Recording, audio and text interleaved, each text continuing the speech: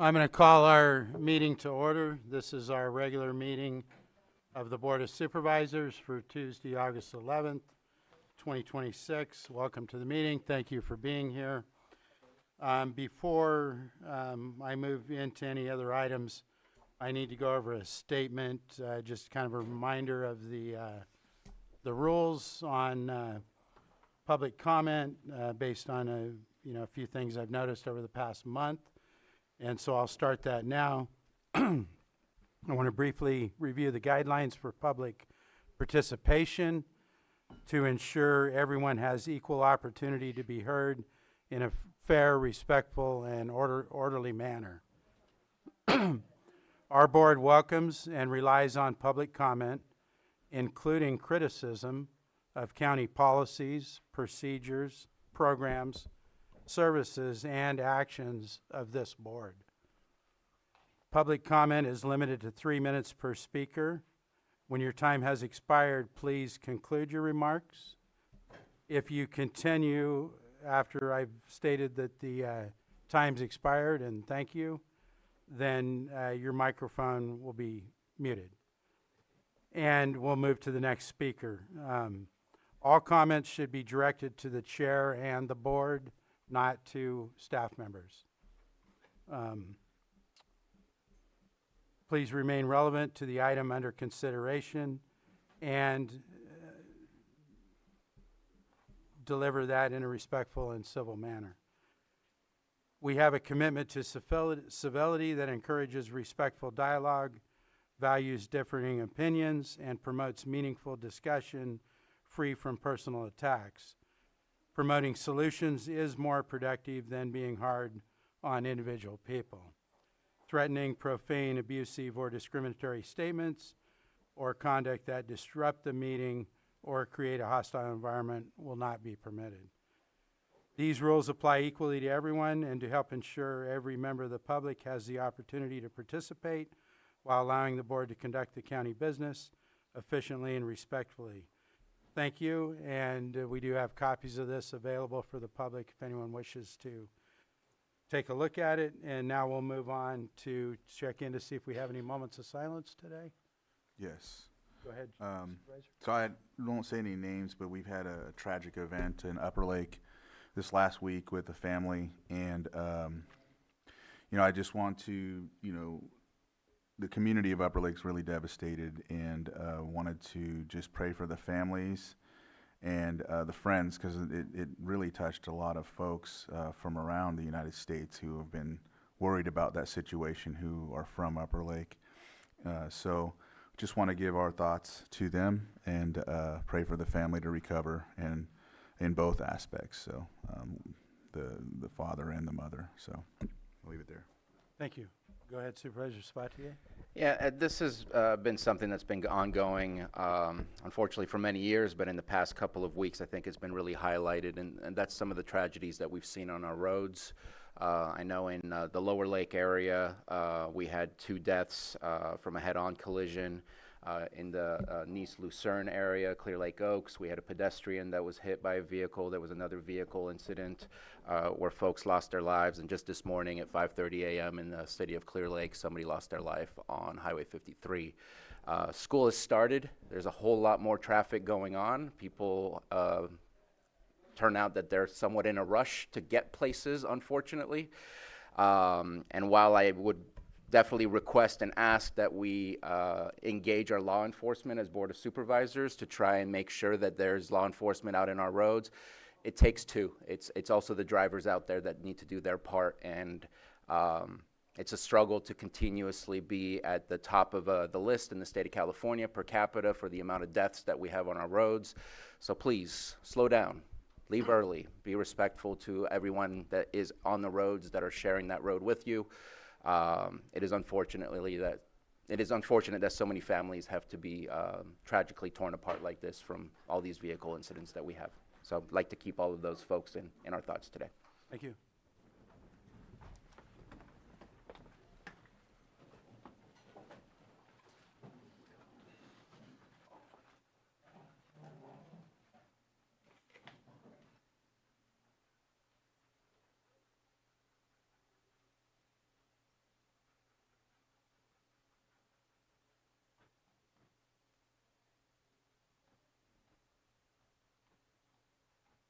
Thank you. Supervisor Owen, would you lead us in the pledge?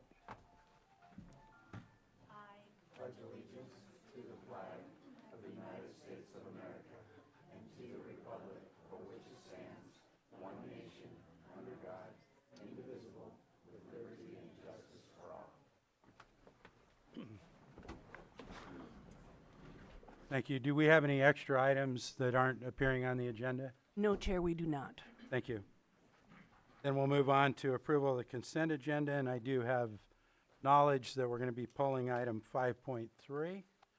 Are there any other items from supervisors that you request to pull? Not seeing any. Anyone in the public have any items on consent agenda they wish to request be pulled? Anyone online? Okay, I'll bring it back to the board for action on the consent agenda. Mr. Chair, I move to approve the consent agenda with the exception of 5.3. Second. I have a motion and a second. All in favor? Aye. Aye. Opposed? Hearing none, that carries unanimously. And we will move on to our 902 item, which is public input. And this will be for any items that are not appearing on the agenda today. Do we have anybody in the room who wishes to speak on any items not on the agenda today?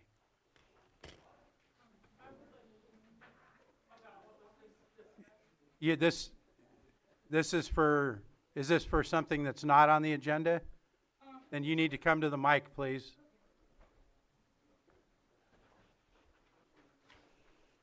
And if you could state your name, and you'll have 3 minutes. Yeah, Erin Dozel. I'm sorry, I have to excuse myself and get to another meeting. The birds were having a meeting on the way. The egrets are amazing here. I've been on and off biking for 25 years. I've been in 3 minor car accidents when I was a driver. I've not been hurt on my bicycle. I feel safer on my bicycle. I've gotten out of the way of several car accidents. More bicycles on the road would equal a healthier community. I'm having autoimmune issues from car exhaust. This is very serious. It's real. I did call and report a highway patrol officer that was idling their vehicle for a very long time in front of the massage parlor. It's illegal to idle vehicles in the state of California. I'm looking for a job with the health department. I'm going to leave my resume right here. I got to get going. I love you guys all. Thank you. Thank you. Next person.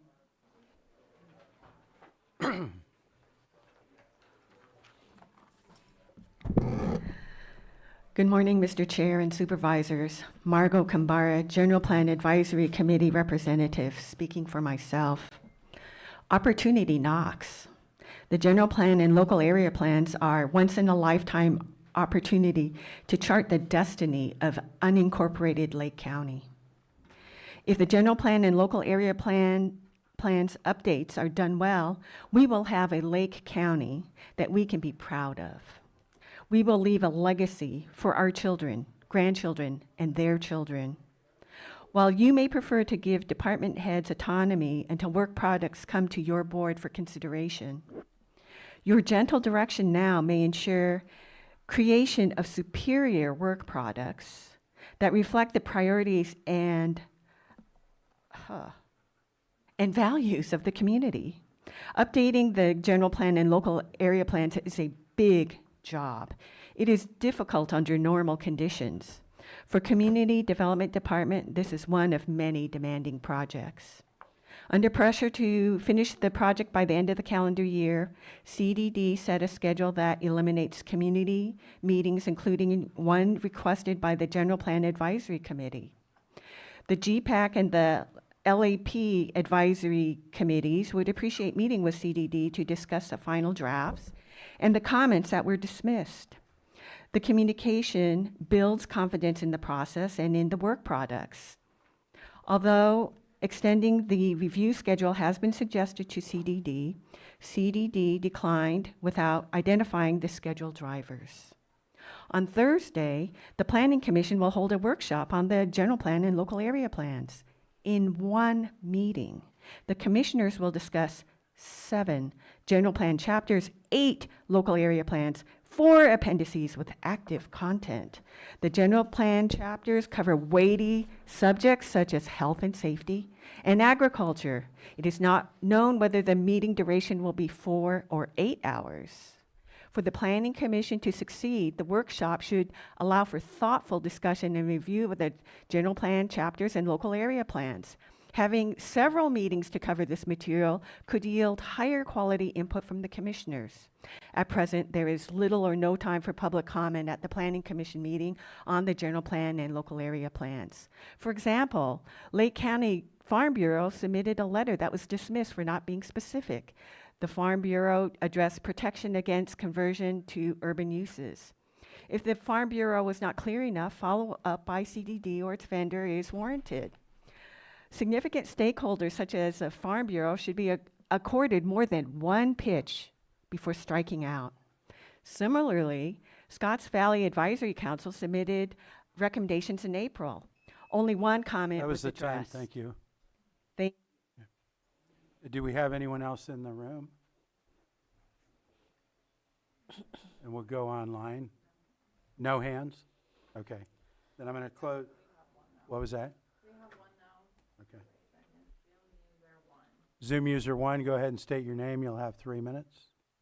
Guy Layla on Pillsbury Family Farms. There comes a time when protecting what is wrong stops looking like loyalty and starts revealing the values the government's protecting. What the community would consider as a weakness seems to become a known strength in our local government, knowing that something is wrong and choosing to protect it anyway. And that speaks directly to the value of the public trust that this board shares with the community.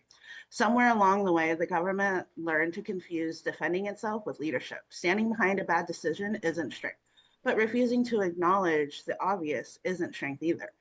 Protecting someone simply because they work for the government isn't strength as well. 5 elected officials remaining quiet because confronting their own administration might be uncomfortable isn't strength either. Real strength is being able to turn around and face your own house. It takes very little courage for the government to exercise power over somebody who has less power. The government has the attorney, has the departments, has the money, writes the rules, and enforces the rules. It doesn't tell the community how strong the government is because it could defend its decisions. It shows us how strong it is when it discovers one of those decisions is wrong. That's where the character gets tested. Eventually, you have to decide what you're protecting. Is it an institution, employee, a decision, because admitting it was wrong would be more embarrassing? The principles the government is supposed to represent is a reminder that the money doesn't measure the moral strength of a department, and neither does a presentation. The department can show this board every accomplishment on PowerPoint, every grant received, every dollar brought into the county, but bringing money in is only half of the responsibility. It's easy to celebrate it when it's coming in, and the accountability begins when you're just as willing to examine how the money went out. But remember, protecting a department isn't also questioning because it might expose something more uncomfortable. Integrity is being able to follow that money and question the decisions being made with it. And as a reminder, accountability is an attack on the government. Accountability is what keeps the government worthy of the authority the people will have to have it. And public trust isn't something that the board is entitled to just because you were elected. It is something that you earn by what you're willing to question, what you're willing to correct, and what you're unwilling to protect when you know it's wrong. That's the integrity that I hope this board chooses to represent going forward. Muleha. Thank you. No other hands? I'll close public comment and move on to our 903 item, Pet of the Week. Good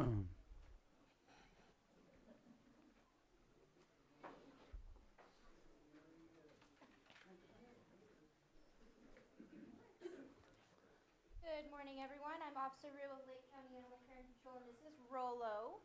Rolo is a 1-year-old pit bull mix. He's a bit high energy at first, calms down though, as you guys can see a bit. Loves toys, loves other animals, and he is up for adoption at the shelter as of now. He's been with us since June. So come on down, do what other animals we have. If you don't like Rolo, we have plenty of others.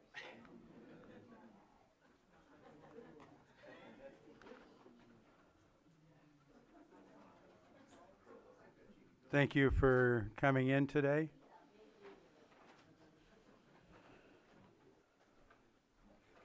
Not seeing any comments, I'll move on to our 915 item, which is our 6.3 item, setting as the Lake County Board of Supervisors, consideration of the amended Clear Lake Watershed and Chi Memorandum of Understanding Co-Management Agreement, adding Koi Nation of Northern California, updating the signature page, and authorize the county administrative officer to sign.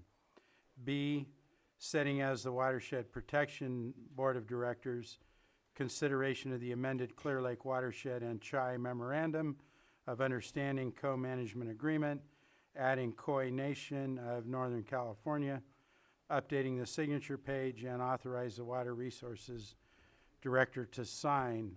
At this time, we're going to need to move this item to a date in the future regarding some changes that were just coming up in the last 24 hours or so. So that's what we have in front of us. If no supervisors have questions, I'll open it to the public if there's any comments just as related to whether or not we can continue the item. Not seeing any in the room, nothing online. And do I have consensus to move that to a future date? Thank you. And it is too early to move on to our 9:30, so I'm going to look at item 7.2, Advisory Board Appointments. And this is consideration of the following advisory board appointments. The first one's going to be the Fish and Wildlife Advisory Committee. The second one is going to be the Food Policy Advisory Council. It looks like we have 2 vacancies and 2 applicants for Fish and Wildlife, and 1 vacancy and 1 applicant, it appears, for Food Council. Does somebody want to start with the Fish and Wildlife? Any discussion on candidates there? Not hearing any. Any discussion on candidates for the food policy? Just, Serena will be replacing Rebecca since Rebecca has moved on to a different job. Okay. All right, so I'll open it up to the public in the room. Is there any comments regarding these applicants or positions? Not seeing any, nothing online. I'll bring it back to the board, and let's start with Fish and Wildlife if somebody wants to make a motion. Or Move to approve Sarah Ryan and Andrew Scully to the Fish and Wildlife Committee. Second. I have a motion and a second. All in favor? Aye. Aye. Opposed? Hearing none, that carries 5-0. And I move to approve Serena Onate to the Food Policy Council.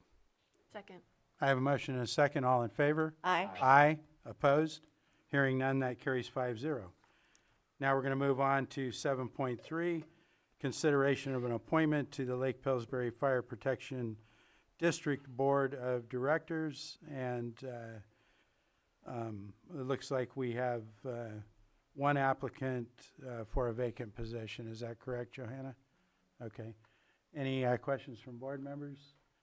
Anybody in the room that wishes to speak on this applicant or this board or position?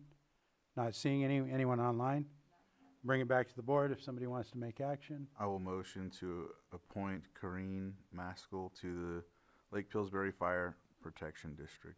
Second. I have a motion and a second. All in favor? Aye. Aye. Opposed? Hearing none, that carries 5-0. And reports, or, okay, I'm going to go on to reports. I probably surprised you guys with that. So I don't know if I'll go first today. I just have a couple things. And I wanted to give a shout out to our Water Resources Department. On July 17th, I was notified that that a boat that had been in the water in the San Joaquin Delta for 8 months had been trailered into Lake County. Fortunately, the owner took it directly to our inspection station down at the County Corporation Yard. Our 2 Quagga ramp monitor folks that were assigned to that inspection station and decon station noticed suspicious material in numerous places on the hull of the boat, notified the Water Resources mussel staff who went down there, believed that it appeared that it could be mussel material, so they collected it all and appropriately quarantined that vessel. There was water in the, inside the vessel, which could have housed mussels as well. So that was deconned twice, and the boat was quarantined for 30 days.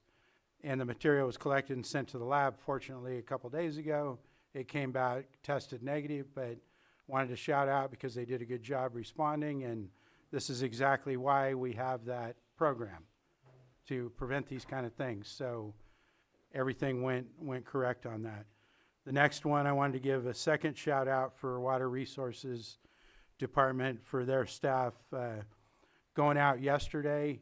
As you've heard me talk about before, we have a group of volunteer trails workers that have been working all summer, keeping debris cleared off the trails, so they're available for public use. We've got a fire road out there that had a lot of down logs and stuff on it between the gun range and Adobe Road, and that was beyond the capacity of volunteers. Our staff went out yesterday in a few hours and completely cleared that, so it can be, it's not going to be open all the time, but if we had an emergency, at least it's clear now. So wanted to shout out again for Water Resources. That's it for me. Anybody ready?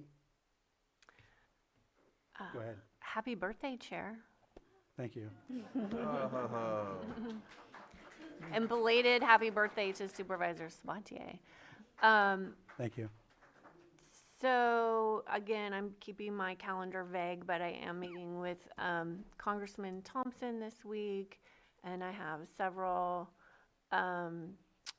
internal committee meetings, external committee meetings, and a municipal advisory council meeting, and then yeah, I'll pass it to you. Okay. I have on my calendar the mobile home owner town hall. Supervisor Sabatier, do you have that for Wednesday? I have the same. Okay. And then Thursday I have Golden State Natural Resources. Friday, Potter Valley Project check-in. Then Monday, Risk Reduction Authority. And then another mobile home park owner town hall. Back here on Tuesday. Thank you, Supervisor. Supervisor Sabatier? Yeah, I'll just speak to what happened in the last weekend. Just appreciate the meetings that started with the county and both cities to talk about how we were going to celebrate America's 250th anniversary. Love seeing just the flags on our dais. That wasn't what always happened before. All of the other stuff that we put up in our parks, all through the cities and throughout the county. I just think it's something that shows that there's activity happening, and we're trying to bring people together to celebrate something as one. Not only did everybody do the usual, the 4th of July, but this past weekend with the drone show, I thought that was pretty amazing, a first-time experience for those, and I think, unfortunately, we set ourselves up to have to do that again. So we're going to have to figure out how that's going to work out, but I just love seeing us coming together and just celebrating community, celebrating who we are, and I'm sure there's many different views of what that is, but the fact is we were all together doing the same thing, and I love doing that. So appreciate the work that was put on for that. Had a great meeting yesterday. Keep pushing and pushing for Lake Pillsbury. Appreciate Supervisor Crandall for his efforts. And just, to me, full of good news and positive hope as to where we're going with that. Just thankful for the federal administration's support and what we're receiving at this moment in time.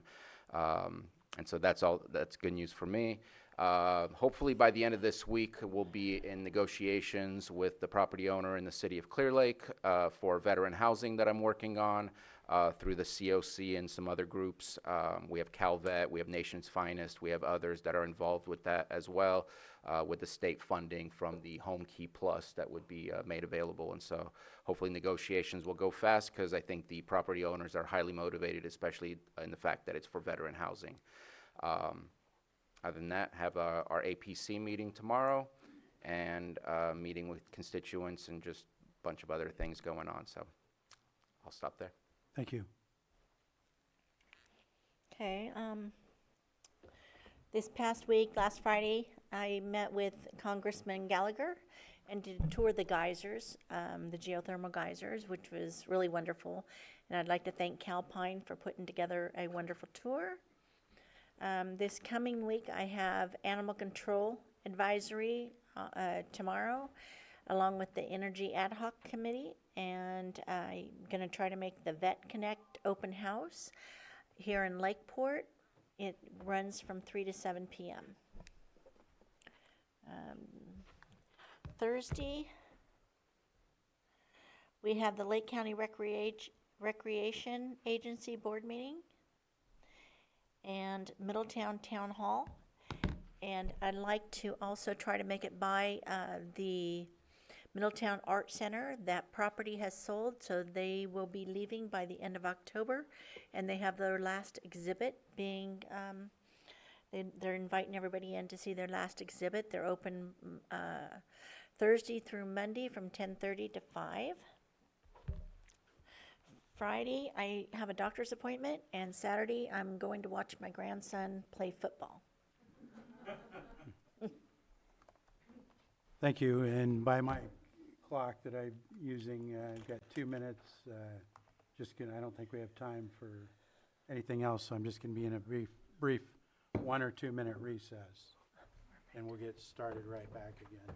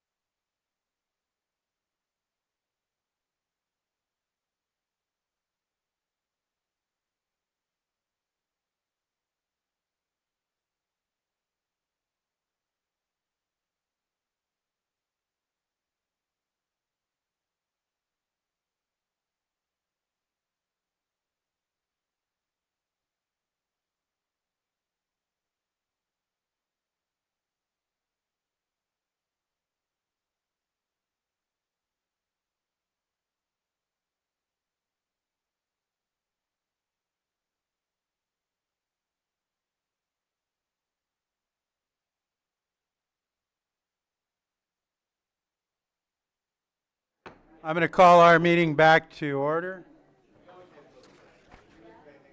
And we're going to be at our 9:30 6.4 item.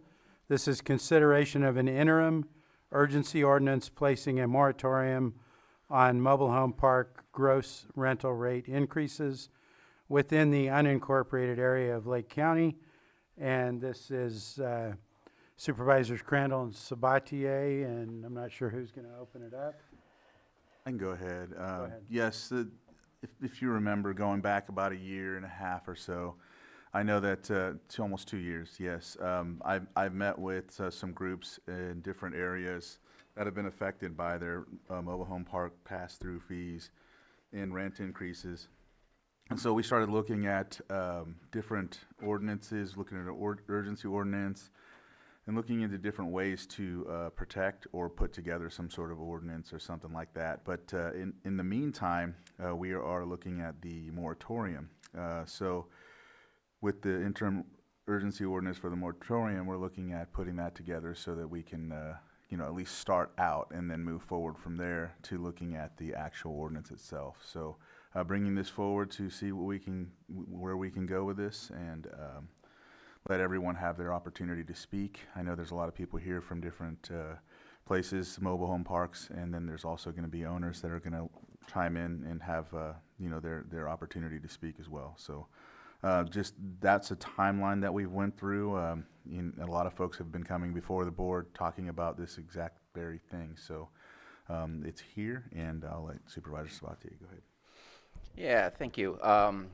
As many of you know, when this first came to the Board of Supervisors for the original ordinance that was proposed for discussion, I voted against the ordinance itself, but wanted to join in the committee to make sure that I brought my perspective for what I hoped would be a balanced approach to how do we figure this out, how do we, what do we do that is fair across the board.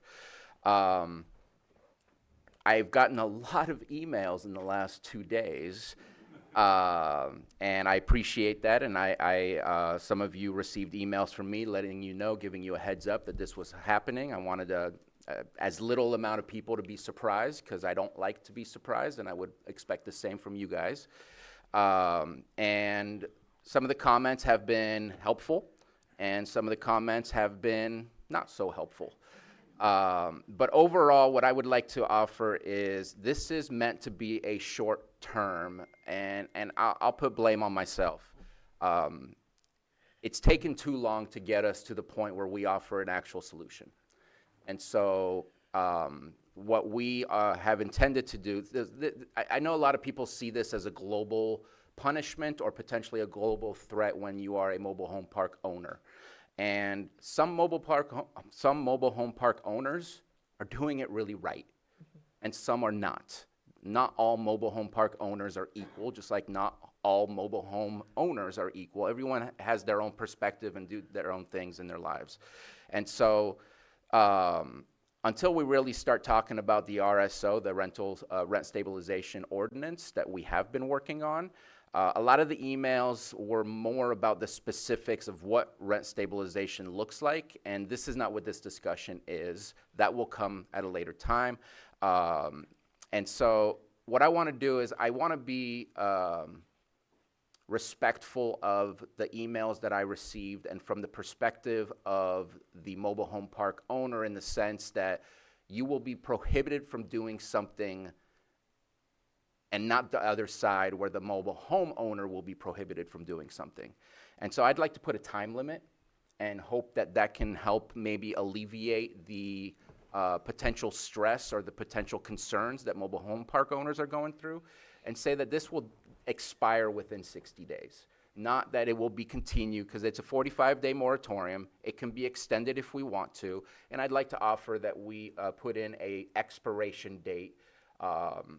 Obviously, we can change that if we want to, but that's not my plan. My plan is to say this is the deadline that we need to bring an RSO back, because we shouldn't put people in a position where they're prohibited from doing something rather than getting to that final discussion and then deciding what it is that we are going to do. And that's going to be up to this board to make that final decision.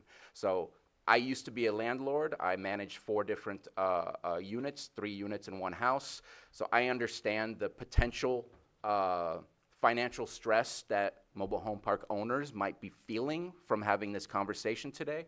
And I would like to make that suggestion that we put a deadline to put a fire under our seats to make sure to come back with the final potential solution so we can have the final discussion and make a decision of where it is that we're going to go. It would only be a 60-day pause on increase of rent. After that, it would expire. Okay, thank you. Vice Chair? Well, I watched the meeting from a year ago, and it was a really thoughtful presentation by Supervisor Crandall. And the direction of the board was to form this ad hoc committee, engage with stakeholders, bring back an ordinance, and also look for other relief measures. And has there been any stakeholder engagement? Yes. We met initially with the park owners, and then we've consistently been meeting with the folks at the parks. Well, I want to say we haven't met with the park. They've been at like the town halls and whatnot, but we've spent a couple of meetings. I know I've spent a couple of meetings with them. I don't know if other supervisors have. I know a lot of them come to the town halls, but I know we've met once or twice with the park owners, and that's why we're having these other meetings with them in these town halls, so they have an opportunity to talk about the actual rent stabilization ordinance.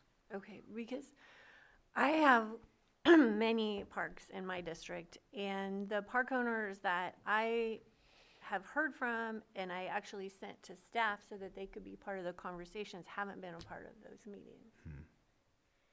So for one, I don't think that this meets any threshold for an urgency ordinance because it took too long to do the work doesn't equal urgency. And we have a narrow margin of how to define that, and county council can bring that up and talk us through that. I also am really concerned that we're going to have this conversation with everybody in this room today, which is going to be frustrating and difficult, and then go to listening sessions. I feel like it's a little cart before the horse. I would really have appreciated having these workshops where everyone could engage and talk and work collaboratively, find common ground, and then bring us back something that we can, that we all feel good about, that we can work on and we can pass. But right now, I just really don't like how we've kind of dropped this ball on everyone. Yes, they had a couple days notice, but you spent the weekend, and the folks that have been showing up here for a year too.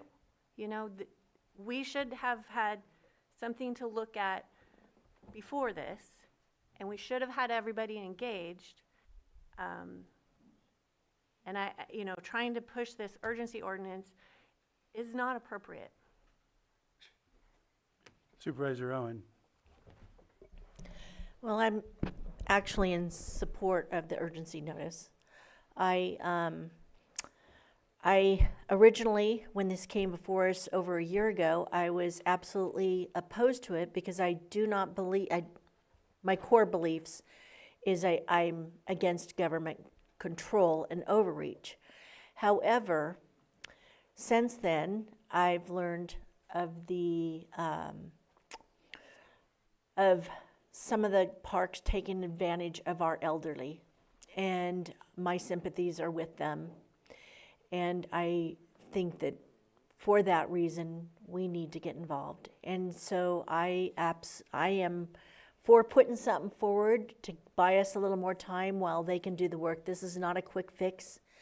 And all of us are on committees, and all of us get kind of dirt thrown at us from time to time because we haven't moved our committees that we are on forward quite quick enough to meet other people's standards. And it is a long process to get through and to come up with something well designed that can work for everybody.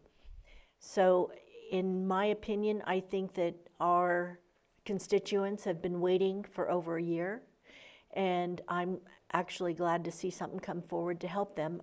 My question was whether we could, to our CAO yesterday, was whether we could retroact it back, but apparently we cannot under an emergency ordinance. So, so I'm in favor. Okay. Did you have something else? Yes, I just, and I understand Supervisor or Vice Chair, I understand your sentiment when it comes to the meetings with the others. I do.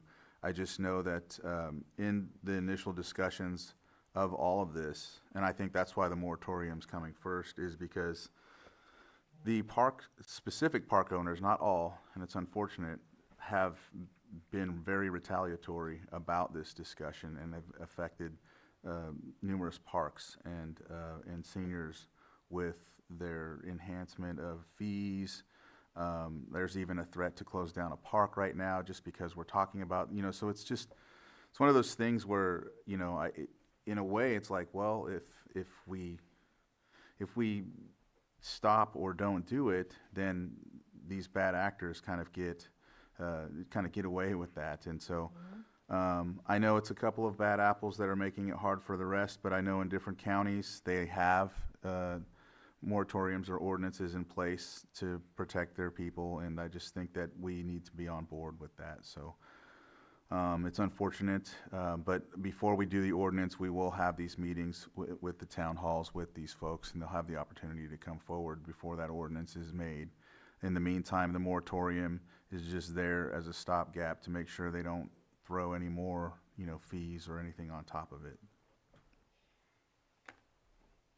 Okay. So before I make final decision, I'm going to have to hear from all the public comment, but I've got several concerns and legal questions. I'm examining all this from a procedural and legal standpoint, so I need to get these questions out. Also, I want to make sure the public hears what my concerns are in case they want to, respond to any of that in public comment. But the first concern that I have is with the findings and recitals in the ordinance. These ordinances, urgency ordinances, have to have clear evidence of a threat to public safety, health, and welfare. I'm not convinced at this point that the recitals in that are in full are strong enough to withstand a judicial review. So when we're crafting legislation, one of the things that we should be looking at is, will it uphold a judicial review if it gets challenged?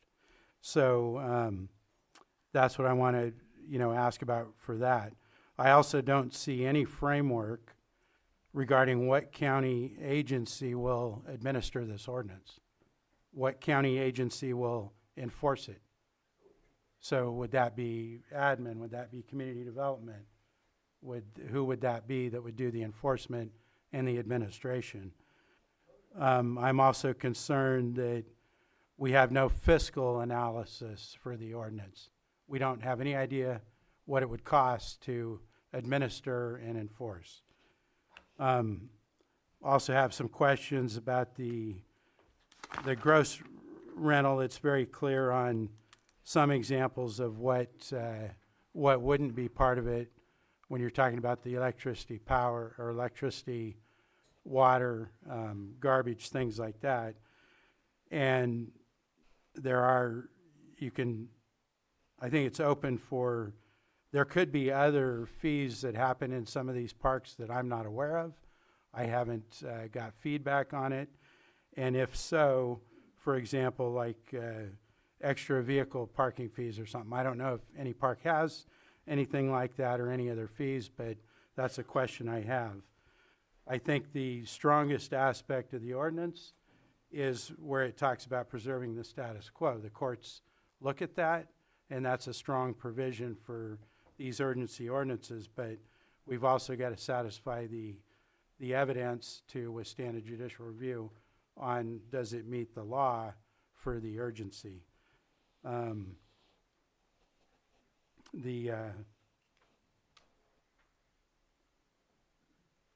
I also feel like I did go back and watch our August meeting, and my recollection and what I had hoped that would happen is, and I know these stakeholder meetings are now scheduled for this week and next week, but I had hoped that some of those could have happened so that I could have had all the information in front of us today before we make a decision on this.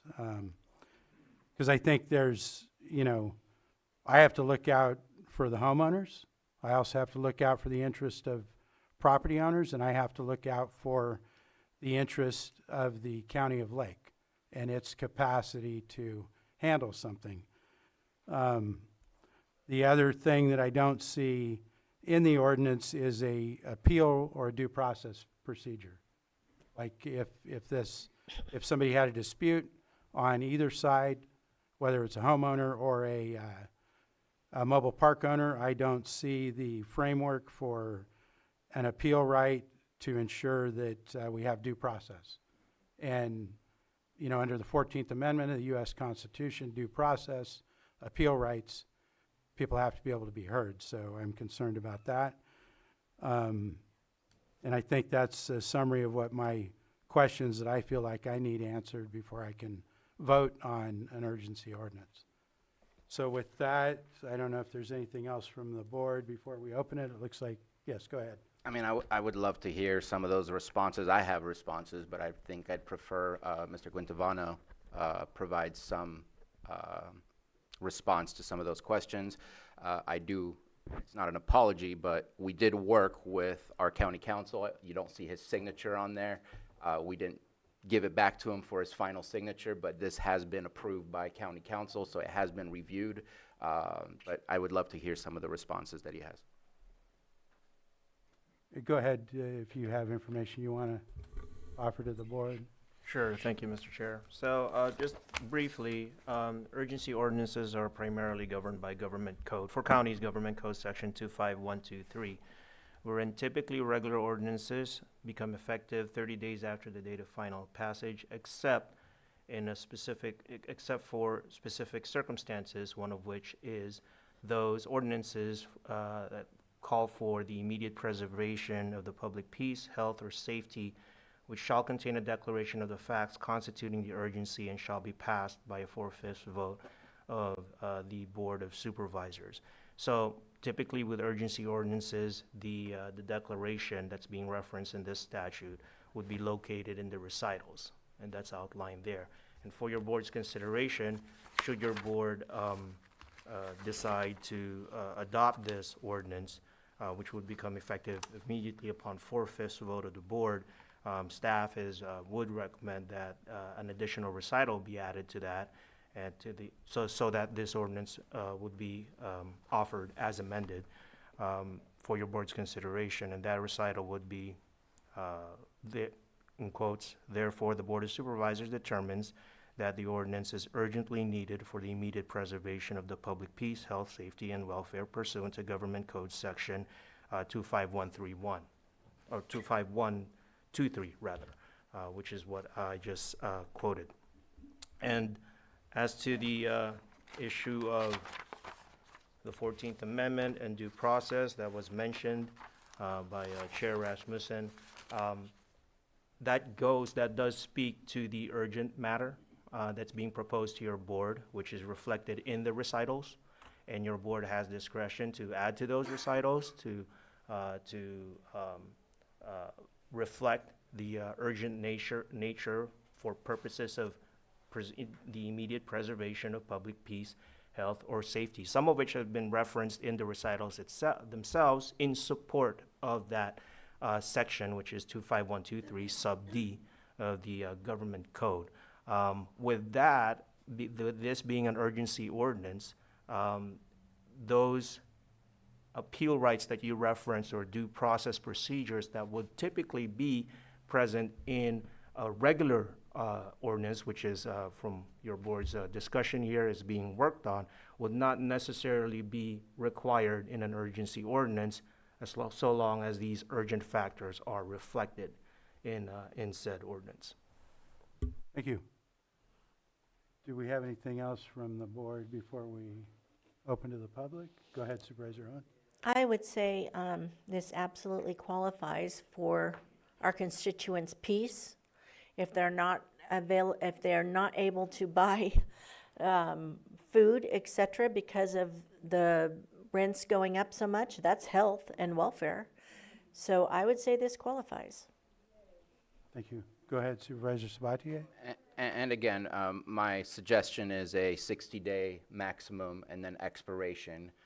So this is not a permanent thing. And I guess a glimpse of the thought process that our team has had, which do want to thank Director Turner, our Deputy Director of Housing, Lisa Judd. I hope I said the title correctly. Deputy Administrator. And also Director Dillman Parsons from Social Services has been working alongside with Supervisor Crandall and I on this. But part of the thought process was that as of, if today this is approved, and if the RSO is approved, then it would go back to this date for the review of what increases have occurred. Were those, if there were any increases, then they would go ahead and have the enforcement mechanism triggered. Nothing between now and the RSO would trigger an enforcement at that moment in time. And there is not a specific department at this moment in time. Because there will most likely, if approved, go out for an RFP for a contractor to do the work. So at this moment, there is no specific department that will have a workload. There is no enforcement between the time, but the enforcement will come eventually to ensure that nobody breached what it is that we are asking for a pause on 60 days. And that enforcement will come when we're finalized, if approved, through the RFP process. Would it be complaint-driven, I surmise? We're going to be reviewing, if approved, we eventually will review every rent Okay. for mobile home parks. So I don't want to get too deep in the weeds of the Okay. RSO, but it does have a reason to explain those aspects to at least help respond to some of the questions that you asked that were not responded to by county council, because that's not the legal questions. Okay. I'll just Go say, well, given all that, and this urgency ordinance is the only thing between us, there's a lot of uncertainty that we don't have before us, and that really makes me uncomfortable. Okay. Is there anything else from the board before we open to the public?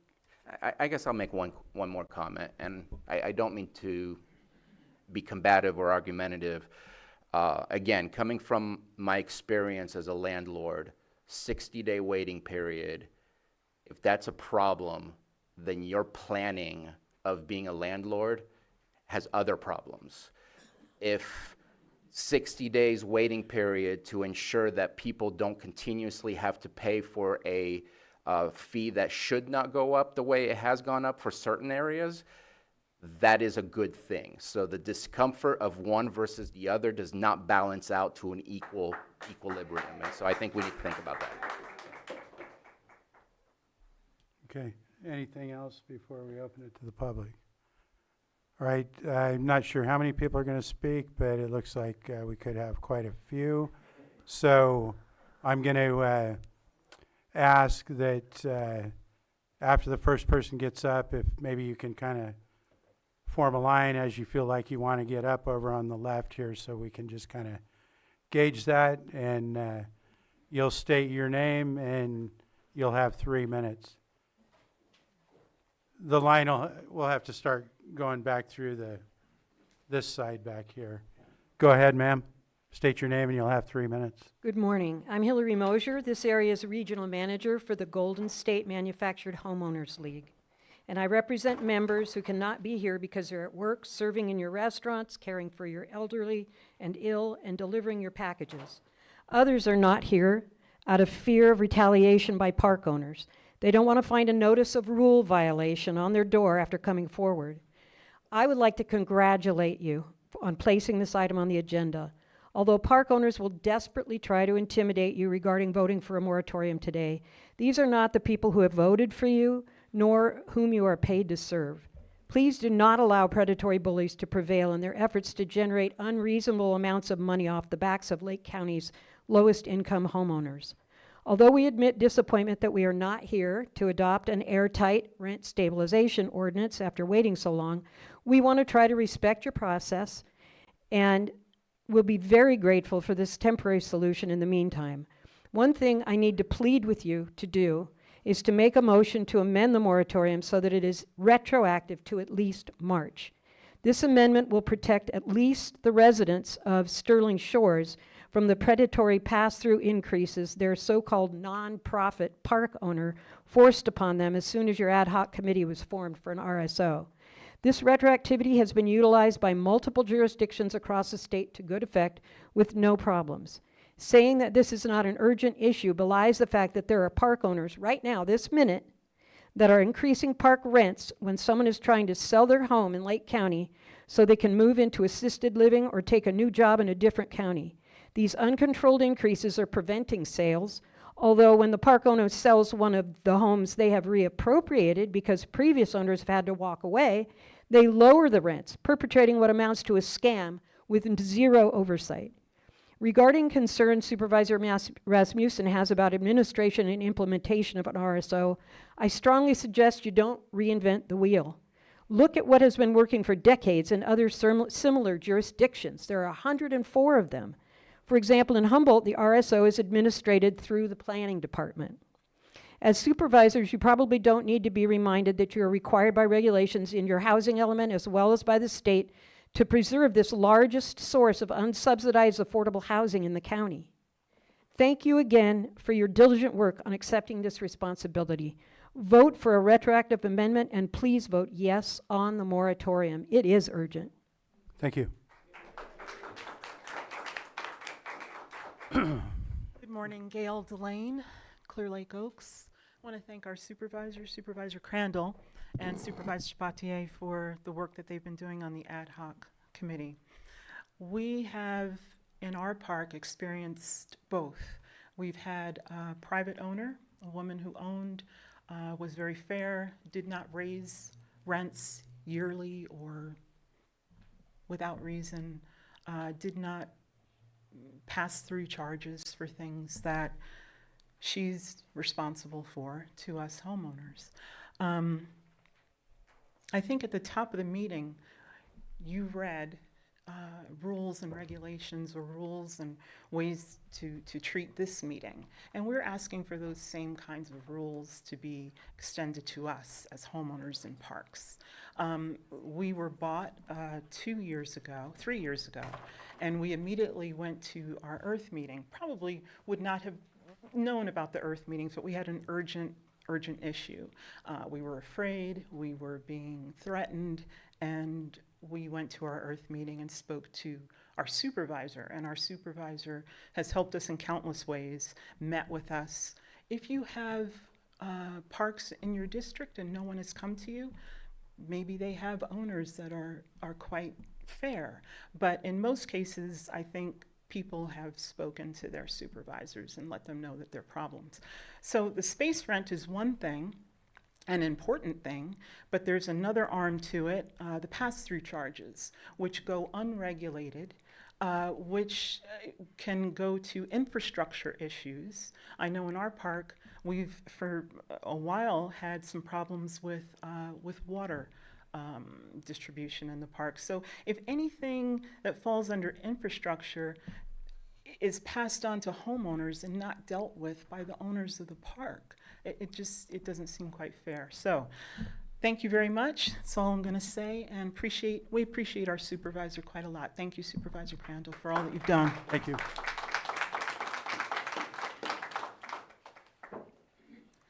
Hi, my name is Sarah Long. I live in Meadow Point Park, which is in Upper Lake. I've been trying to sell my home for 5 months, and I have not had a single offer. Neither my realtor nor I have heard a single negative thing about my home itself or my asking price, which I have reduced by $10,000. Everyone is walking away because of the lot rent. In December of 2025, our lot rent was increased by $350.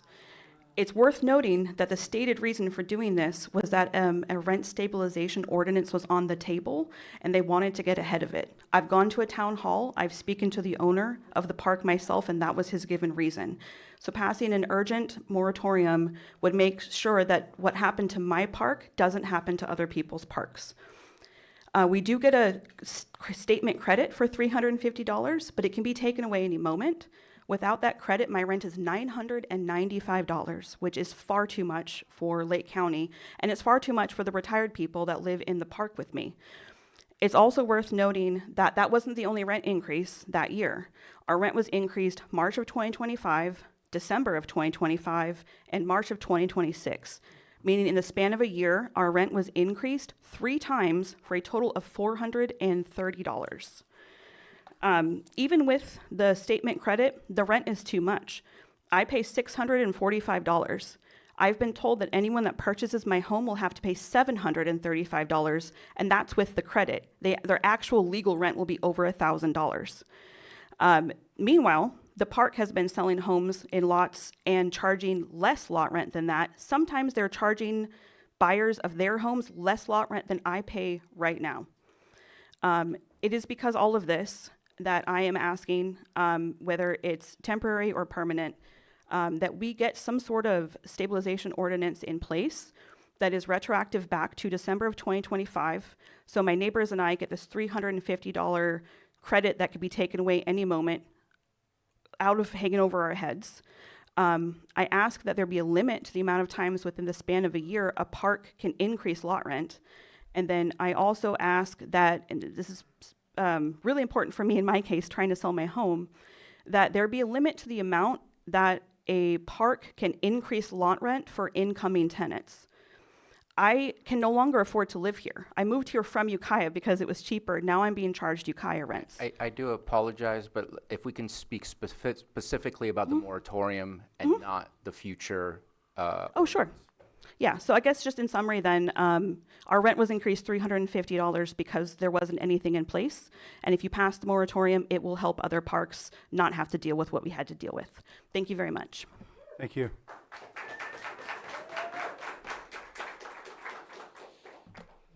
Hello, my name is Mary Benson. I'm a real estate broker. I live in Lower Lake. I am a past president of the Lake County Association of Realtors, but I'm speaking as an individual here because this came up so quickly. Our board meeting isn't for another few days, and we haven't had a chance to consider and adopt a position on this. My concern is I'm wondering if the drivers for this moratorium are a few bad apples, like was possibly mentioned, and if so, if it's possible to follow what the city of Lakeport did, which was to do mediation between the owners and the residents and not try to force a one-size-fits-all solution onto the entire county. Unfortunately, it often seems like there are few things more permanent than a temporary program, and I'm afraid that this will end up being adopted and then extended and extended. And there are a lot of flaws in this ordinance as it's written. For example, the federal fair housing laws that we have to take continuing ed on regularly talk about not discriminating against people over 55. And yet this one has a priority for people over 62. So if I'm a park owner and I'm looking at 2 applications, one for a 55-year-old and one for a 65-year-old, I'm going to pick the 55-year-old because I can get 10 years more or 7 years more of the higher rate caps on the increased rent. And I don't think that that's a fair situation. I also think that protecting people over 62 is all well and good. I am part of that class of people, but I do think that people who are permanently disabled or who have other reasons for hardship should also be granted the same kind of consideration. I think that I've spoken with park managers and park owners, and I know that utilities tend to be a cash asset portion of their business. And I think part of the way this is written is they're only looking at the space rent and not the other charges for utilities. And I think the unintended consequence of this could be that more is shifted over onto the utility billing and the surcharges related to utilities, so as a way of recapturing some of what is not gained through increased space rent. So I'm concerned about a number of different things.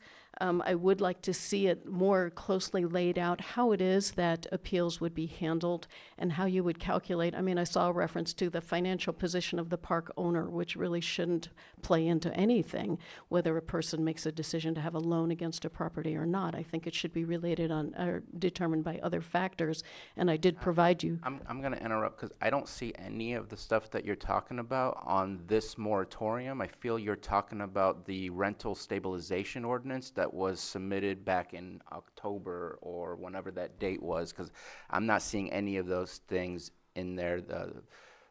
So I'm confused as to what you're speaking of. I am speaking from what I downloaded from the agenda today, so I'm not sure, but I'm out of time. About 55 plus, I don't see anything about 62 plus. It's just very general about just lots and spaces.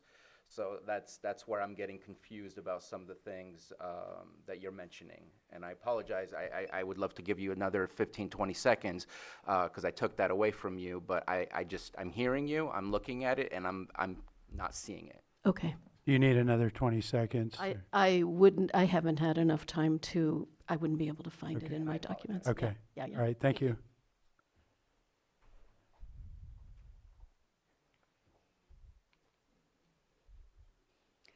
Good morning, Super Rasmussen and members of the Board of Supervisors. My name is Tracy Bajat. I'm the Chief Operating Officer of the Caritas Corporation. Thank you for the opportunity to speak with you this morning. Caritas is a nonprofit affordable housing corporation. We have been providing affordable housing for 30 years. We have 33 mobile home parks throughout California and in the state of Oregon. Caritas has owned and operated Sterling Shores Estates in Lakeport since June 2014. As a nonprofit committed to preserving affordable housing, we take very seriously both our responsibility to our residents and our obligations under the regulatory agreement with the county and our bond covenants. I'm here this morning to request the board's support in opposing the proposed moratorium and support regarding pass-through of certain operating expenses at Sterling Shore.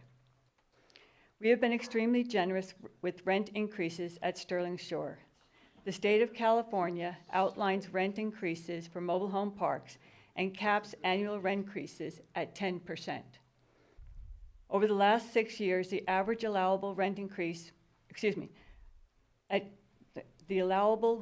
Caritas's average annual increase for the residents of Sterling Shores for the same 6-year period was 3.3%. Putting a moratorium or significantly decreasing the allowable annual rent increases would severely impact Caritas's ability to operate Sterling Shores without reducing services and maintenance of the property for our residents. I need to interrupt. This needs to be a safe space, guys, please. Thank you. I don't like the background noise. It makes people feel uncomfortable when they're expressing something you may not agree with, but they need to be able to freely express that. Thank you. I appreciate that. This year, to offset the rising non-discretionary and uncontrollable expenses, such as utilities and insurance, which went up 40% over the last 6 years, we implemented a pass-through expense to our residents. We established a fair, transparent, and consistent process for determining which eligible operating expenses may be passed through to residents at all our mobile home parks. Caritas caring for residents is proven by our rental assistance, maintenance assistance, and hardship assistance programs provided to residents in need of financial emergency assistance. For the record, there was that talk about there was an article saying that Caritas increased rent by $300 a month. It was not Sterling Shore. We respectfully ask the board to collaborate with us in opposing the moratorium and support our need to implement pass-through expenses. Caritas has been a long-term partner with Lake County. Thank you very much. Thank you. Next person. Good morning. My name is Pamela Harpster, and I'm here to actually represent my dad. Robert Reese passed away in October, and he left his home in Sterling Shores. My mother passed away about 6 months prior to his moving into that location, and we talked him into that. So he sold his home, moved there because he wanted to own his own home again still, and he did. He paid for it completely. And when he first moved in, he actually could afford the rent and all of the bills that went along with it. The bills, or the rent at that point in time, 5 years ago, was about under $550 a month. It is currently $860. There has been times when his elderly sister had to help pay for utilities. I've had to help with utilities costs because he couldn't not afford it. If he came back today and tried to apply for the home that he left, he would not qualify based on his income today. But he qualified 5 years ago. So that's the difference that you're looking at. What happens with a person's income actually stays still. If you have a couple that lives there that can afford it based on their 3 times the amount of rent, based on their income, if one of those individuals passes away or moves out, that other left individual will have to move out because they can't afford to be there, and they will not have 3 times that amount of rent. I'm trying to sell this place, and I'm having a heck of a time, and I can't seem to sell it. I've had one person actually put in a bid, and they did not qualify. They had just sold a house, a $300,000 home, but they couldn't qualify for this rent. I mean, for the space rent for the home that they were buying. Nonprofit, I understand. I worked nonprofits many years. I'm probably going to have to walk away and leave this home for a nonprofit when my veteran dad could not afford to live there anymore. I don't know what to say. I do hope that you guys pass this along because I think we need to protect our individuals. We're putting a lot of effort into low-income housing. This is moderate income housing, but it's supposed to be for equal housing, equal opportunity, and it's not. Thank you very much. Thank you. Good morning. I'm Tom Flanagan. I live at Sterling Shores, owned by Caritas. First, I wanted to thank EJ and Bruno for all the work they're doing. And I know they're talking to lots of people. Jessica, you don't think they are, but they are. And we're one of them, 2 of them. So many, I'm trying to think of a diplomatic word, lies and obfuscations are going on, but I'll just touch on a couple of them. The lady from Caritas said they've had a 3.3% interest rate for average for the last 6 years. That sounds really good, but 6 years compounding even 3% is 20% increase for those 6 years. So it's not good. It's not small. The fact that this is not an emergency because it has been around since January. It was an emergency in January, and we tried to convey that, and obviously it didn't work. So the fact that it's been delayed does not make it less urgent, it makes it more urgent. And as far as the 60-day cap, that's fine if the RSO is passed in that 60 days. I think it should continue if the RSO fails to pass. I know things tend to take longer than estimated. As far as covering the costs of this program, the RSO likely will include something like a $5 fee for every park resident and probably the park owners. That's the money.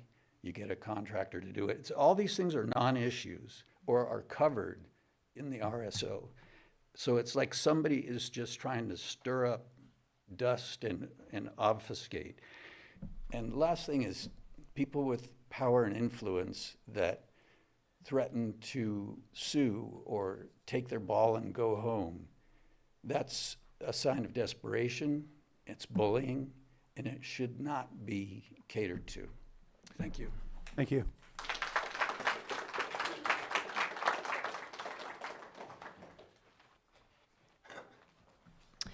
Good morning, EJ, Jessica, Brad, Helen, and Bruno. It's nice to be here. First of all, I'd like to thank the ad hoc committee for all of your due diligence. I read all the letters that you received, and I found some of them upsetting myself. because I think you've done a lot of work, you put a lot of time and a lot of effort into both sides in trying to make things fair. I appreciate the fact that you brought forward a moratorium. I do request that it go back at least to March 1st. This was an emergency in 2025, and it's taken us 8 months to get this far. So I know you've tried, but it should be retroactive. I would love to take it even further, but I would like to see it go to March 1st to prevent all the pass-through fees that we have gotten from Caritas. I have attended in person, as you know, or by Zoom since January. I have been speaking for many people who are too scared, too old, or they've given up, or they're still working at 78 years old to pay these fees. My request again is to propose a March 1st retroactiveness.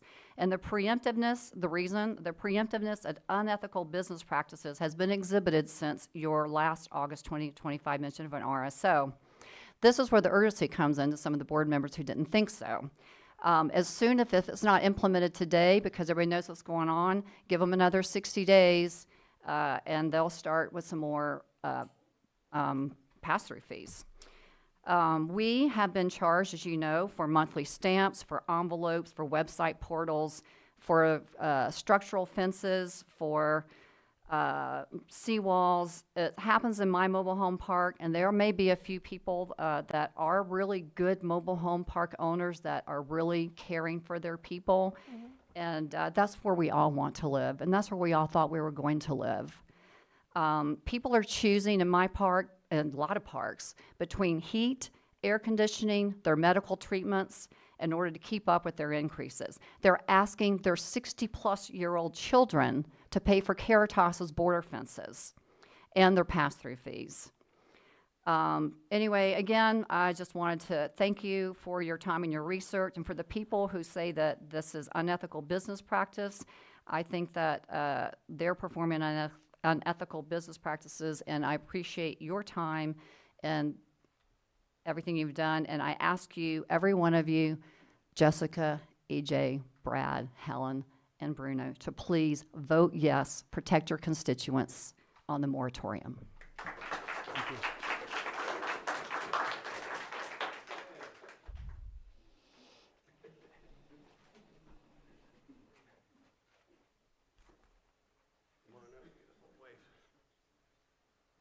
Good morning, supervisors. I'm Steve Zerker, and this is Melody, my wife. We live in Sterling Shores.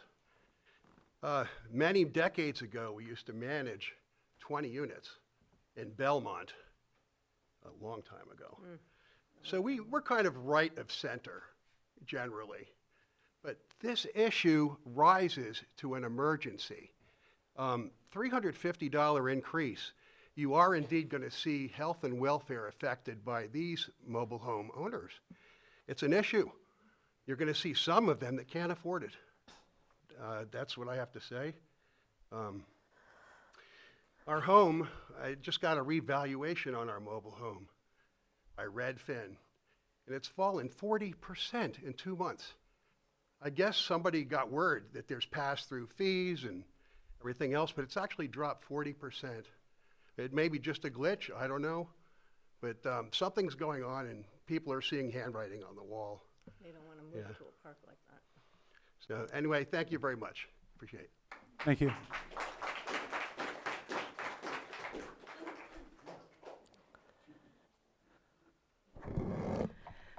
Good morning, Mr. Chair, supervisors. Margot Kambara. Thank you, Supervisors Sabatier and Crandall, for your work on this ad hoc, for your work on the ad hoc committee, and thank you to the ad hoc committee members. The proposed moratorium is not perfect. As Supervisor Sabatier observes, the actions apply to all mobile home park owners, not just the bad apples, and that's unfortunate. But it does address an urgent situation. Residents need relief from predatory landlords in the mobile home parks, the mobile home park owners. And they've been asking, the residents have been asking for help for at least 18 months. And they face risks and risks of homelessness because their rent increases and the pass-through fees, they are hitting them hard because these residents, they are elderly, they are low income, some are disabled, and they are on fixed incomes. So our neighbors are asking for help. This proposed solution, the moratorium, as Supervisor Sabatier proposes, would be limited for 60 days with the intent not to renew. But that is not a solution unless the rent stabilization ordinance is ready to go 60 days after you pass this ordinance. Because our residents, they need help, they need protection. Ideally, it would be nice to provide a retroactive moratorium dating back to January 1st of this year, targeting the bad actors who are the mobile home park owners who are charging these predatory fees.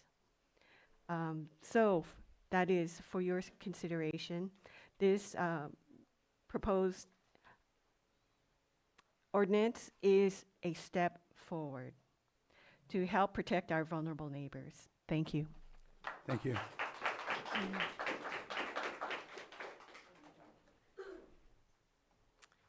Hello, my name is Paula Bond, and I'm with Canocti Shores.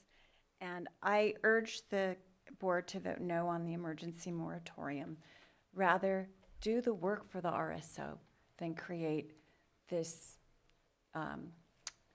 potentially unfair standard or precedence. I think you've been studying the circumstances, and while you've been studying, the environment has not changed. There's been a potential for the rent stabilization since the state started it. And the mobile home residency law through HCD also has venues to address rent increases and the frequency. So I don't think there's a justification for emergency. It's not a new issue. Mobile home park owners and mobile home parks have to compete with alternative housing options. There are natural market forces that will keep rents competitive. Too high, parks will have vacancies. They'll have issues with their residents, and they'll see the impact on their economic bottom line and be forced to change. Too low, and you'll see what's happened elsewhere in the county. Dilapidated parks with significant maintenance and deferred issues that, quite frankly, no one wants to live in. And we don't want to propagate that or have a negative impact on our community. The current situation is the status quo, but freezing rents is what changes it. A moratorium creates more uncertainty and puts investments and operational plans on the sideline and on hold. It will have a negative impact. The stated purpose of the moratorium is to freeze, and the freeze is to request to prevent the circumvention of the process so that the board can review in the future the RSO. But this moratorium declares it an emergency now, freezes rents in advance of that process. This moratorium itself circumvents the process. And while I appreciate the statement that you would put a limit on the dates, you'd still have the right to extend it, as well as the pressure to continue the freeze. Again, circumventing the whole process of a joint discussion to develop solutions together. I do want to recognize all the residents in the room, and I know that we're all stakeholders in this, but we feel as park owners deeply wounded and concerned that we are being vilified in this process. Not all park owners are the same, and not all parks are the same. When we took over our park almost 10 years ago, we had so much deferred maintenance. And so yes, our rents are increasing. Over the past 7 years, our average increase has been less than 3% for the majority of our park, 5% for some. But that's because that was the your rent timer. I'm started gonna have so to. low. I'm gonna have to ask you to stop. So- Thank you. Next person. Good morning, Supervisors. My name is Salo, and I'm here on behalf of WMA and mobile home park owners and managers in Lake County. We come to you today with a deep concern about this agenda item and the work of the ad hoc committee. A rent freeze is a radical policy that should only be used in cases of emergencies, such as a natural disaster. There's simply no reason for this board to freeze rents. There are no high rent increases happening in Lake County right now or cases of residents receiving notices of high rent increases. There's simply no rent emergency here at all. In fact, the only emergency is the message that this county sends by continuing to discuss radical policies such as rent freezes and rent control. Leaders in Lake County are constantly discussing ways to attract more people and more commerce to this county. Sending such an anti-business and anti-housing signal such as this would do the direct opposite. Supervisor, as you stated, this rent control discussion has already been going on for over a year, and there haven't been any high rent increases in retaliation or in response. Actually, the only responses to this long discussion has been that of pulled investments. I know that you're well aware of investments that should be happening in this community right now that are not moving forward because of the existence of this discussion. Imagine how many other similar situations exist.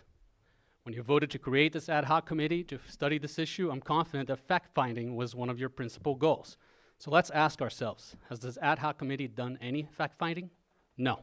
Zero. What data, what facts did the ad hoc committee use to arrive at this radical conclusion? Did they research historical rent data? No. Did they talk to the park owners and residents to hear both sides? No. I'm sorry, Supervisor Crandell, we had 0 meetings with you since the creation of this committee. It is simply not true. It's also not true that seniors are being abused or that there's any retaliation going on. Calling a nonprofit a bad actor? If a bad actor or nonprofit can't make it work in this county, what hope do any other housing providers have here? You're hearing unsubstantiated rumors, and that's why it was so important for the committee to do fact-finding, which they did not do. If they did, they would have found that increased rents in this county have been largely consistent with the rate of inflation. WMA works with mobile home park owners and managers throughout the entire state.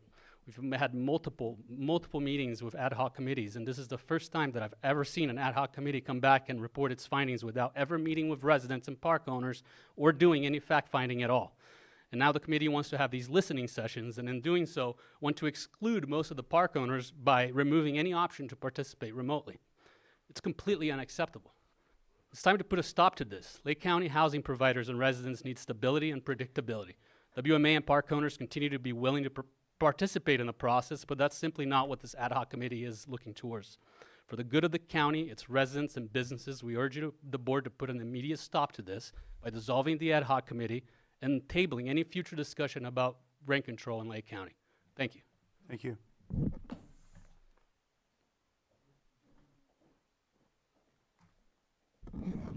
Good morning, Board. Good morning, Mr. Chair. Happy birthday. Thank you. I do support the emergency ordinance. I don't want to talk about a lot of the things that the residents have already discussed. I would like to point out a few things more procedurally based on the discussion that I heard before public comment and also some of the public comments. First, I want to thank Mr. Crandall and Mr. Sabatier for working on this committee since about a year, and as has been pointed out, it's been going on for at least 2 years. So anyone who thinks that this was a surprise and that this was all of a sudden hasn't been paying attention. And I find it disappointing and concerning that that would be used as a pretext for trying to not support an emergency ordinance. The other thing is, as was mentioned by one of the supervisors, they have a lot of mobile home parks in the area. I think most of you all do. It is not Mr. Crandall's responsibility nor Mr. Sabatier's responsibility to knock on the door of every mobile home park, particularly the ones that are not in their district. If you are a supervisor, I would hope that if you thought this was a concern to some of your constituents, that you would have taken the time over the past year to reach out to them to encourage them to get involved. If they have failed to get involved, or you have failed to reach out to them to encourage them to get involved, then you can't use that as an excuse for not supporting the ordinance or supporting any ordinance. And I find it somewhat discouraging and but not surprising, unfortunately, that we have other ad hoc committees where people have been asking to participate and they've been told they can't participate. And then to flip that here to say, well, you know, they weren't involved, or Mr. Crandall, you should have go talk to the people in my district. That's not his job. If a supervisor's responsibility to talk to people in their district, then it's the supervisor of that district. I do appreciate Mr. Rasmussen's concern about the procedural and legal. I would have to defer to your counsel for more wisdom on that, and I want to thank you. I heard a lot of comments here about the actual ordinance itself, which is not in front of the board today. The 60-day time clock on that, I think, is prudent. And if more time is needed, as long as people are diligently working towards a solution, which, by the way, we have other ad hoc committees that haven't made an effort, but this clearly is not one of those. They've been working back and forth with legal to try to get to a solution. So please support this emergency ordinance. Thank you for your time. Thank you.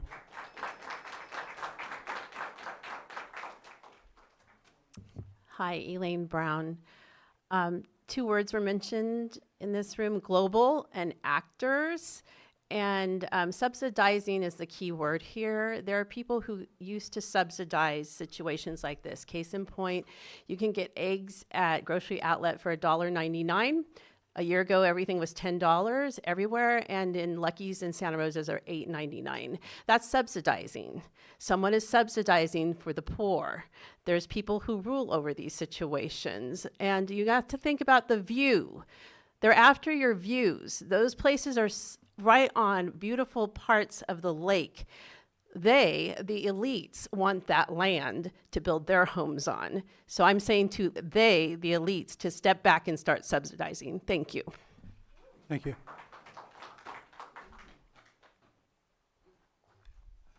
Roberta McIntyre, Hidden Valley Lake.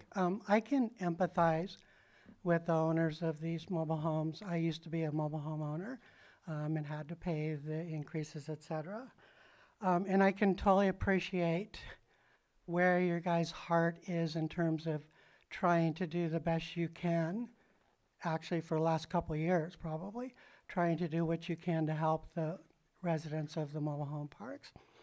However, I think Chair Rasmussen hit the nail on the head earlier when he alluded to the fact that this ordinance you're trying to move forward is fundamentally flawed. It does not establish any findings of fact that establish that there's a clear health issue or a need for urgency here. Government code, well, actually, let me just state this real quick that I've written down. When Lake County implements a moratorium, such as a temporary freeze on land use, you're exercising police powers, which is a big use of your powers. And it relies on California Government Code sections 25-123, which County Council alluded to earlier, as well as 25-131 and 65-858 to execute those police powers. To justify a moratorium, the Lake County Board of Supervisors must explicitly find a current immediate threat to public peace, health, or safety. I hear it. I know it exists. You all know it exists, but how come you haven't been able to articulate that in writing for the last couple of years?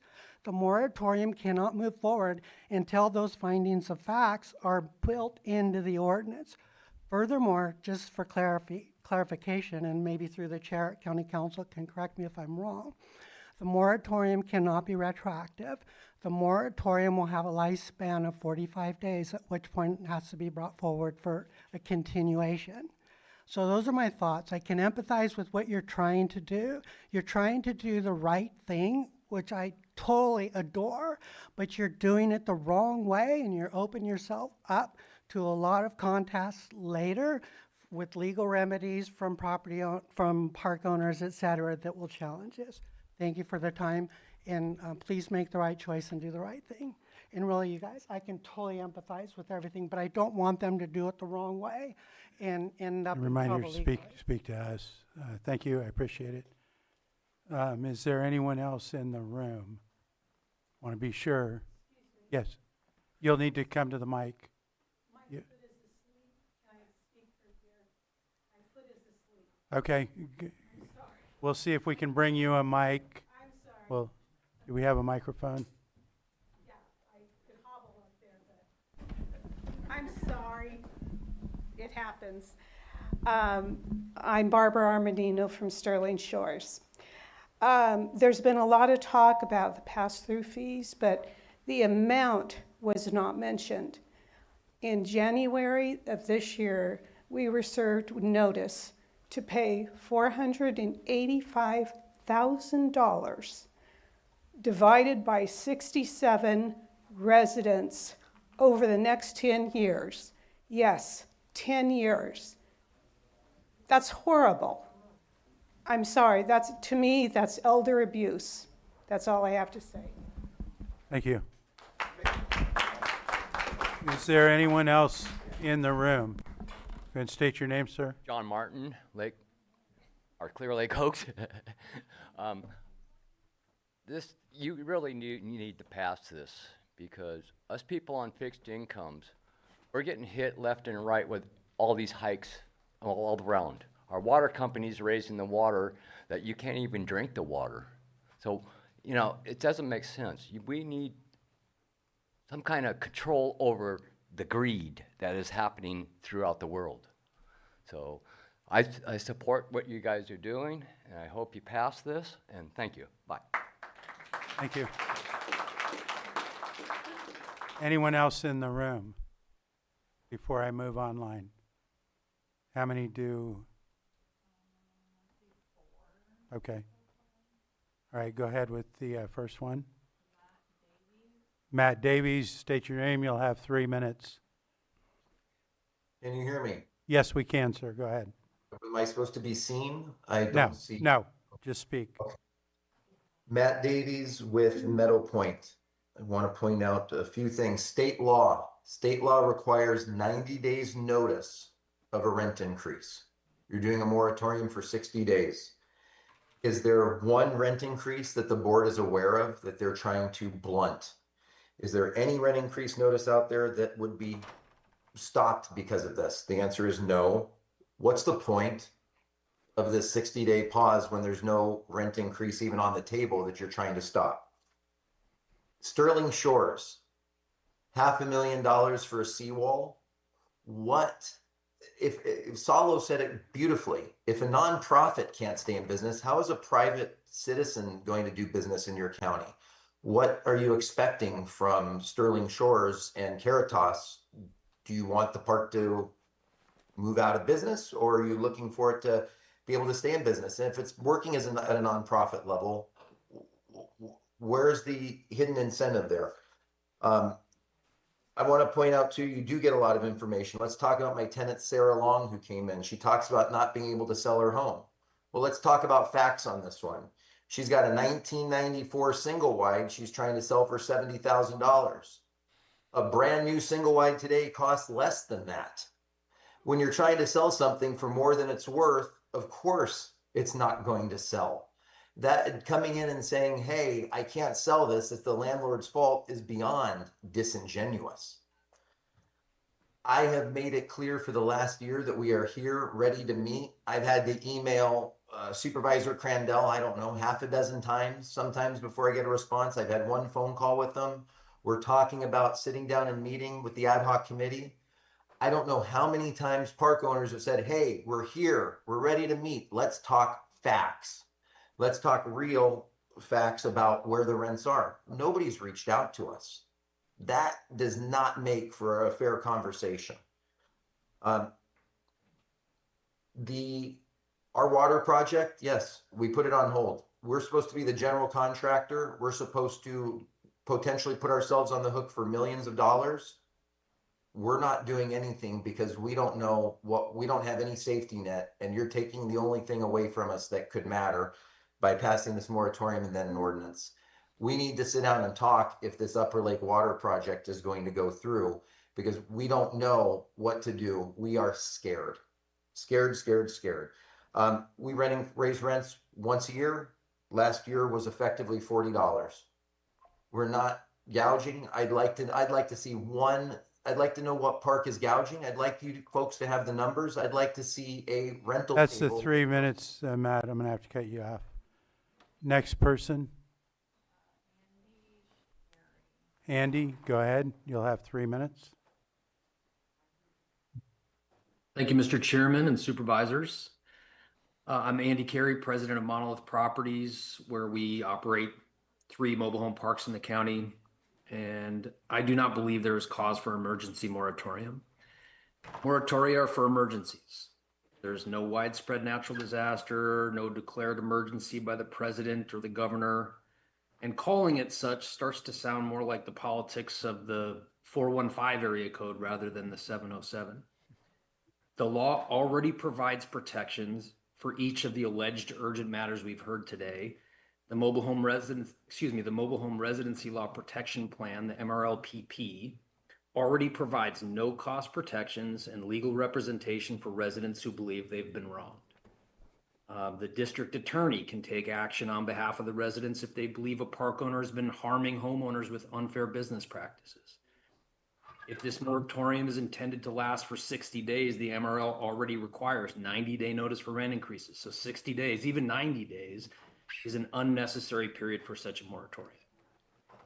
If the cost of living is considered an emergency in the county, will this board also freeze grocery costs, freeze property taxes and utility inflation, and other equally impactful costs on homeowners?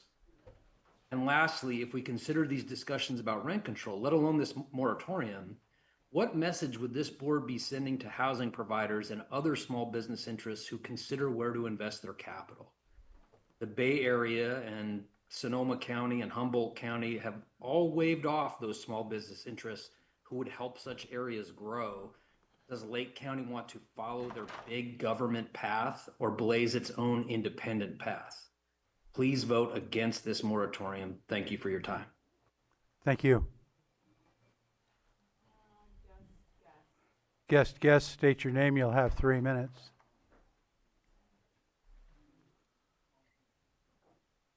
Thank you, board. Angela Amaral. I'm going to be speaking wearing a couple different hats today as the owner of a mobile home in a park, even though this will not affect me because my mobile home is in an incorporated city. I am in full support. It is happening in our park as well. Hopefully the incorporated cities take a hard look at what is going on in their areas too. This issue was brought to the East Region Town Hall back in 2024 by Orchard Shore residents. Supervisor Crandall tried to get an ordinance passed, which your board denied, and he has been diligently trying since then to help some of our most vulnerable residents. And I want to thank Supervisor Crandall for listening and doing his best to assist. If you research some of the park owner investment websites for their investors, it is clear that this is absolutely a predatory practice only meant to line investor pockets, not increase the quality of living for those in the park. They are taking advantage of a situation where people's options are very limited. They cannot simply move their mobile homes to somewhere else. Supervisor Piskis says that mobile home parks in her area have not brought concerns to her, but has she reached out to the mobile home residents herself? Are they aware of how to bring their concerns forward? As to the legal concerns mentioned by Supervisor Rasmussen, I ask, have other areas that have implemented similar moratoriums faced any legal challenges?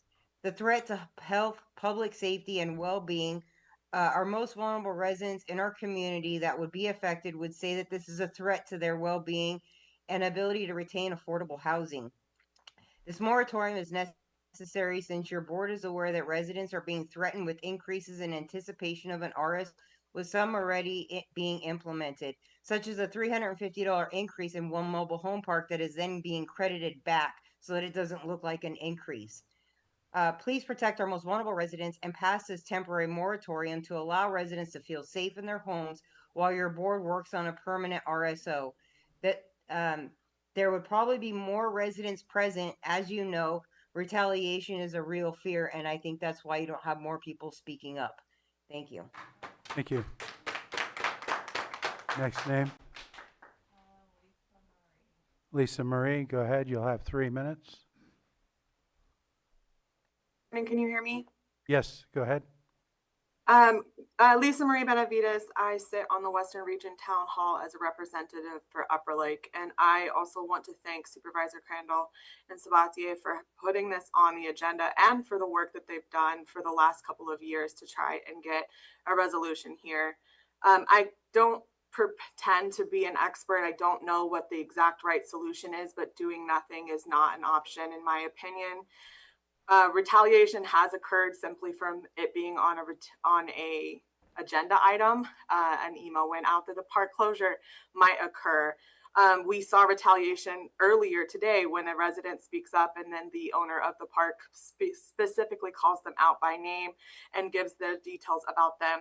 The same thing happened at the town hall when Meadow Point came to the Western Region Town Hall, and the owner of the park was there, and every single person that spoke up, their lot number was pulled and their details were discussed, and they were teared down in the public for simply speaking out at a town hall meeting. So I do strongly believe that a moratorium is needed because there are predatory practices and there is retaliation happening. And I do believe that the purpose of our government is to protect our people, and our people are not being protected right now.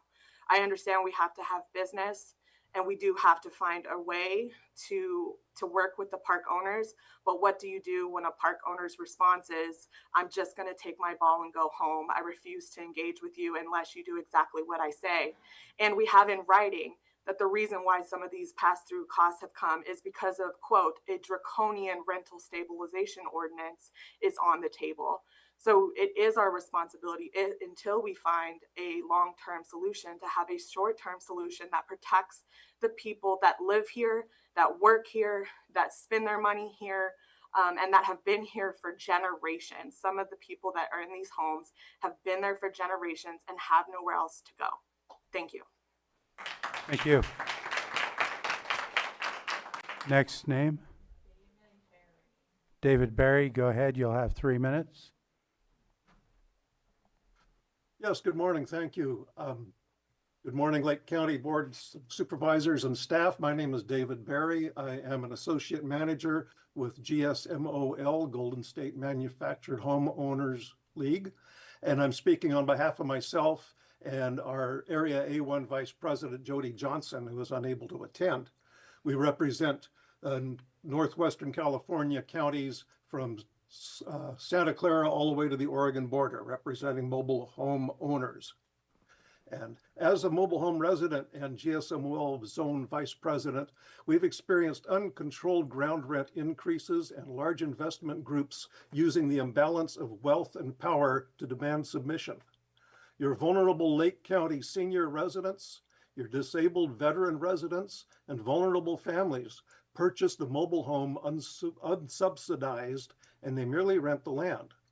The norm from large investment group park owners, many of whom are not your constituents, is to weaponize the word closure, weaponize rent stabilization, or both if a county deems it necessary to defend, enforce, and strengthen protections for mobile home park residents. The mental health toll this takes is substantial. A moratorium studies the potential, while each of you thoughtfully considers an RSO, closing loopholes while always supplying a method for park owners to show they deserve more than the allowable annual increase.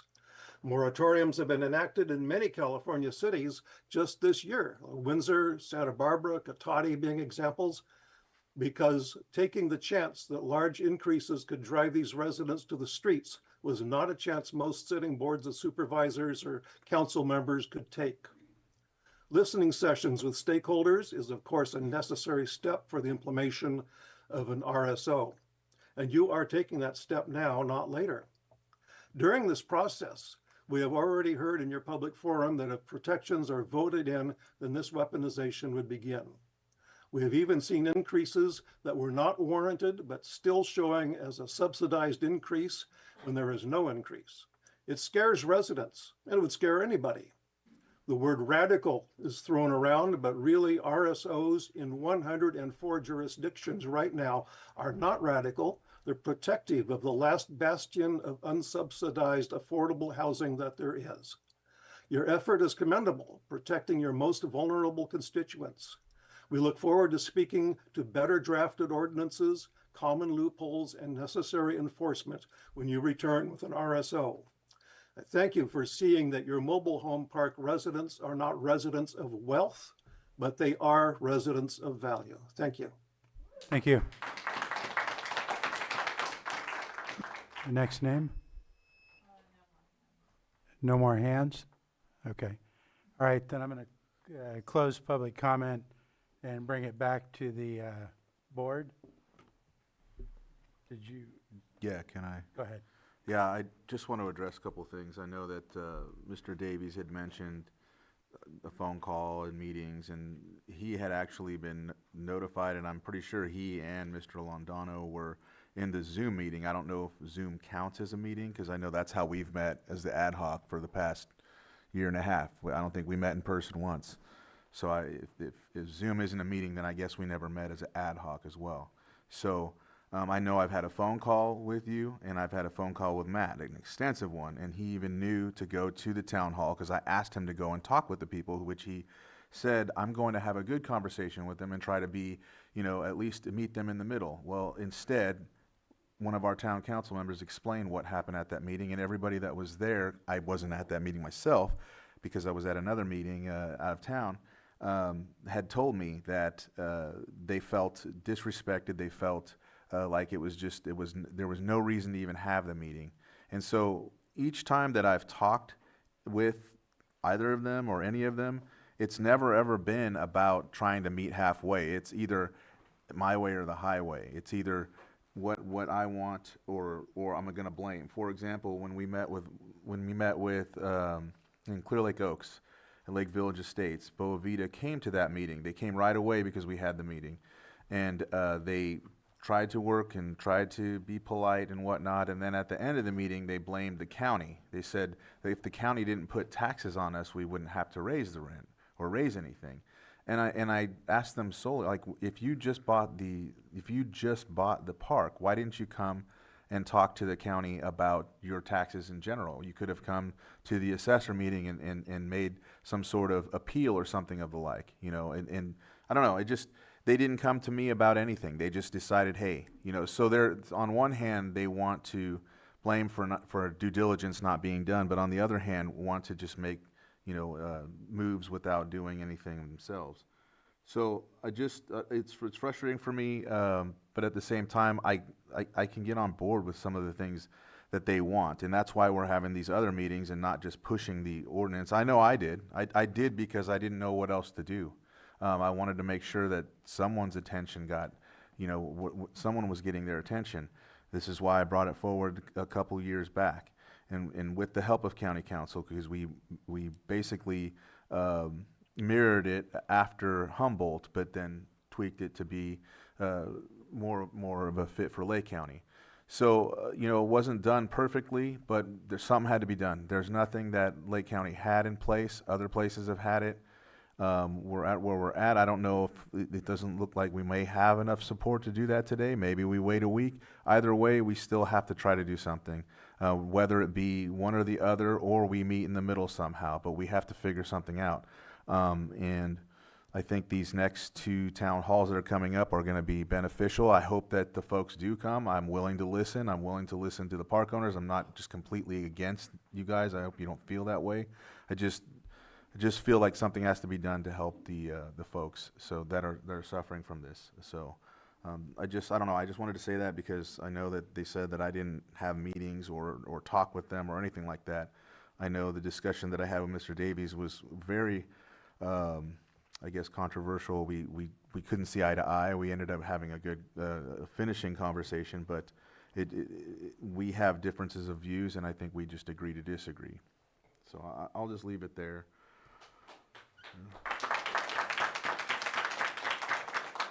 All right, at this point, before we go into full deliberations, I need to call a 5-minute break, and we'll start back up.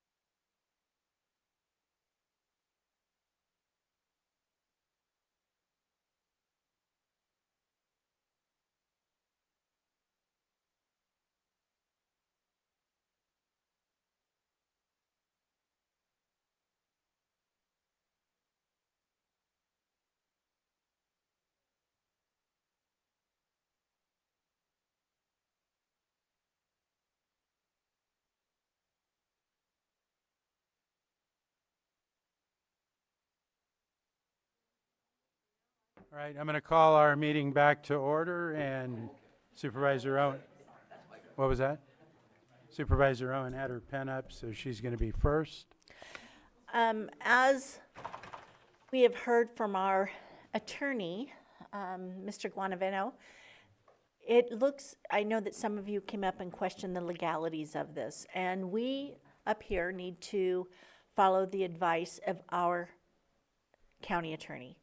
And he has stated to us and clarified that this is legal. And that, so with that in mind, I think that in my mind, I believe that we have the absolute legal right to go ahead and adopt this. And I think because of a few of the predatory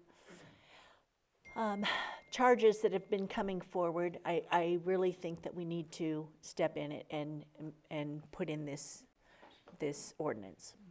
Thank you. Supervisor Sabatier. So I guess I'll start again where I started earlier. There are some mobile home parks that are doing it right. And I feel like some of those folks are being put on their heels and having to play defense. And I apologize, we can't make laws that pinpoint specific who. But we can make laws so that what you're doing right continues and what others are doing wrong can be changed to ensure that the livelihood of folks don't get adversely impacted by ways that they shouldn't be. I'll stop from saying the next comment I was planning to make. There's not a parity in housing laws for how rent increase occurs. And that is a problem in the sense that mobile home parks are treated in a very different way in how rent, other fees, because you can increase other fees and you can say my rent only went up this much, but the other stuff went up this other amount and it's completely separate. And so I guess I will go back to my last comment. If it's radical to want to ensure that we have people that can afford to continue to live in the place they call home, I just don't see how that's radical. And I think it's very hyperbole to use those types of words, just like some of the emails that we've received. This is, and I'm not moving from wanting to add the 60 days. And I make a promise right here. I'm not going to extend it further than 60 days. Our job is to bring back what we've been working on. And if it doesn't pass, then I don't know what the answer is. But I don't want to make it go further than that because there is a certain level of respect towards the business of running and managing an operation that 60 days shouldn't be horrible. I understand why you don't want it. But I also don't want to go further than that. And I think we need to have that discussion on how do we bring mobile home parks closer to the parity of what single-family dwellings get to follow in the rent control of the state of California. The reason that it is that way is because it's mobile, which is a kind of a farce in a way.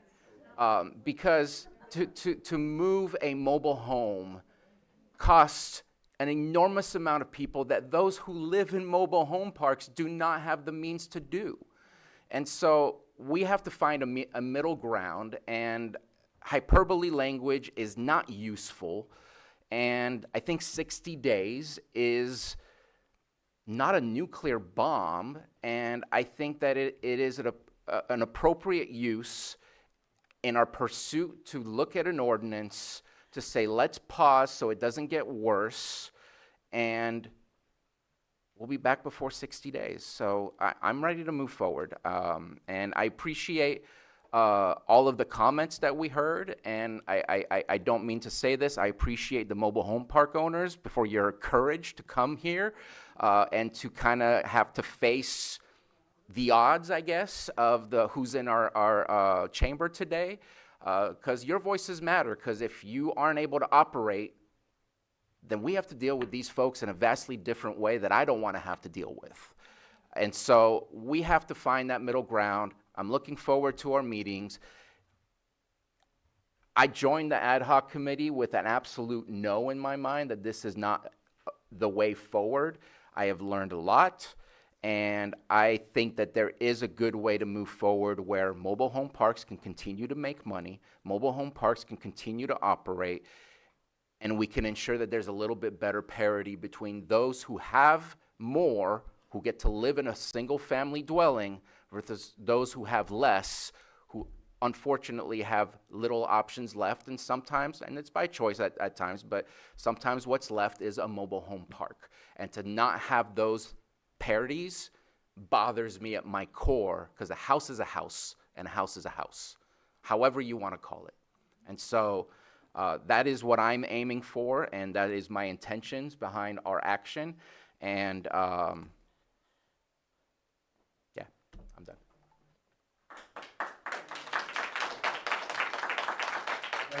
Jared, go ahead. Well, I appreciate everyone coming, and some of you have been coming all year. This is an important issue. We do have to work towards correcting predatory actions, but it's more than just some of our park owners that are doing the right thing. It's the majority. And our, I think my comments were a little misconstrued or misheard earlier. I have park owners in my district that have been wanting to be part of this conversation, and I have forwarded their contacts to staff, and they haven't had the opportunity. And I have a real issue with that, because it has been a year, and these are really valuable members of our community, stakeholders, and can really help us get through this. The issue I have today is that I just cannot see how we meet the urgency threshold. And it was stated that it's because it's taken too long to do the work, and that is not a justification. We need findings that show data, and we've heard a lot of stories, and this is a hard issue to hear. These are hard stories to hear, but I've never once seen the numbers. And I can't vote on an urgency ordinance if I don't have those findings and that data to back it up. So I hope that there's a lot of good work that comes out of the listening sessions, and I hope that today didn't backtrack some of that collaboration that can happen, because I think it's really, it's worth doing, and I think that there's a lot of value there. But when I see this in the recitals, that the Board of Supervisors has received public testimony and information indicating that due to the ad hoc committee being established, that rent is going to be increased prior to an RSO coming back to the Board of Supervisors for consideration. Yes, we've had public comment. We have not had testimony, and I don't see any of that data. And that's what's really hard for me. Okay, it's in front of the supervisors for deliberation right now, so you could please go ahead, Supervisor Crandall. Yeah, I'm just hoping that with these next two town hall meetings, microphone is off. Sorry. I'm hoping, I'm really optimistic about these next two meetings, and I'm hoping that some of the folks you're speaking of come to these to problem solve. There are a few characters that just don't do that, but that's okay. Let's try and see where we can go with those before the rent stabilization ordinance comes back, and meet halfway or meet somewhere, do something at least. But it is unfortunate that some of them haven't had the opportunity to come forward or weren't involved in the conversation or whatever the case may be. But the ones that were did say that they were going to try and do some things to help the situation, but obviously they have not. So that's kind of what made it more of a situation, and I do hope that this doesn't divide even, like how you're saying. I hope it doesn't do that. I think we can come to something and willing to do so when it comes to these next couple of meetings. Right. So if there's nothing else, then I'll start with mine. I just want to state, first of all, I do appreciate the work of our supervisors. They've been working hard. I appreciate the community input. There was a lot of messages yesterday, which I read all of them from both sides. And in fact, I've been communicating with people from both sides over the past 12 months. But it's a little frustrating for me, mostly because of the Brown Act laws in the state of California that don't allow me to communicate with my fellow supervisors until it gets to a public meeting. That's the law, that's the way it is, I have to follow it, but I am allowed to say that it's a bit frustrating and makes it hard for us to effectively do our job. But having said that, again, I appreciate their work. My comments, again, I'm going to go over a couple other things, are purely focused on the laws and procedures. None of what I say means that I'm against protecting seniors or veterans or anyone else. I'm fully committed to that, but I'm also committed to fully vetting everything out and looking at all sides of an issue. Because again, I have to represent everybody and then make a decision on how to do the right thing. I don't feel like I have enough information right now. I was hoping that we would have the RSO in front of us more vetted out to be able to see, a lot of these questions that I have might be answered there. But nobody has answered my question about what county department, there's provisions in here that state violations of the law. What county department is going to administer and enforce that? Do we have an answer today? I thought I responded to that. Yeah, what That- county department? At this moment in time in our RSO, which will be discussed and eventually brought back, that it goes back to the date that we do the moratorium to check who increased their fees and what penalties will occur if they did under the moratorium. Okay, I apologize for that. So then we wouldn't enforce it until that point. And at this moment in time, based on the committee, we would be aiming for getting a contractor and doing an RFP so that it is not specific. Yes, there will be the need for a point person in our staff to be able to coordinate with the contractor, but it would be a contractor if it was approved as it is envisioned currently, and granted, it's still not in a final draft mode, but that is our anticipation. So that RFP would come back to us at the time of the RSO or before? Well, first we would need to approve the RSO to even move with the RFP, because I don't want to waste anybody's time if we're not going to go through with the RSO. Okay. And we didn't want to burden any staff with, I know we talked about that before, we don't want to burden staff or put more on, any other department's plate for that matter. That's why we wanted to do a RFP and look at some other. And this was discussed as well with county council as far as the ability to put the penalties, not to put the penalties within the ordinance itself for the moratorium, but to use our contractor in the future to go backwards as of August 11th and see if anybody breached the moratorium. Can I ask a follow-up question? Go ahead, on this please. point? Yeah, since we're on this point, so that this is a standalone ordinance with no certainty of the, I have not seen the RSO. I don't know if that's going to pass. And so here we are, we're passing something where we don't know today how it will be enforced. Of course. And that's the uncertainty that I was talking about earlier. And I mean, in my opinion, if there's no RSO, then whatever happened at this point, maybe Mr. Guintovano can Go help ahead. with the response. County council? Okay, thank you, Mr. Chair. So what's before your board today is just the urgency ordinance. RSO is still being worked on with subsequent meetings. So those terms that have been outlined for your board today as it relates to the RSO may be subject to change. It's still being reviewed by staff, further discussions to be made depending on what comes out of those meetings.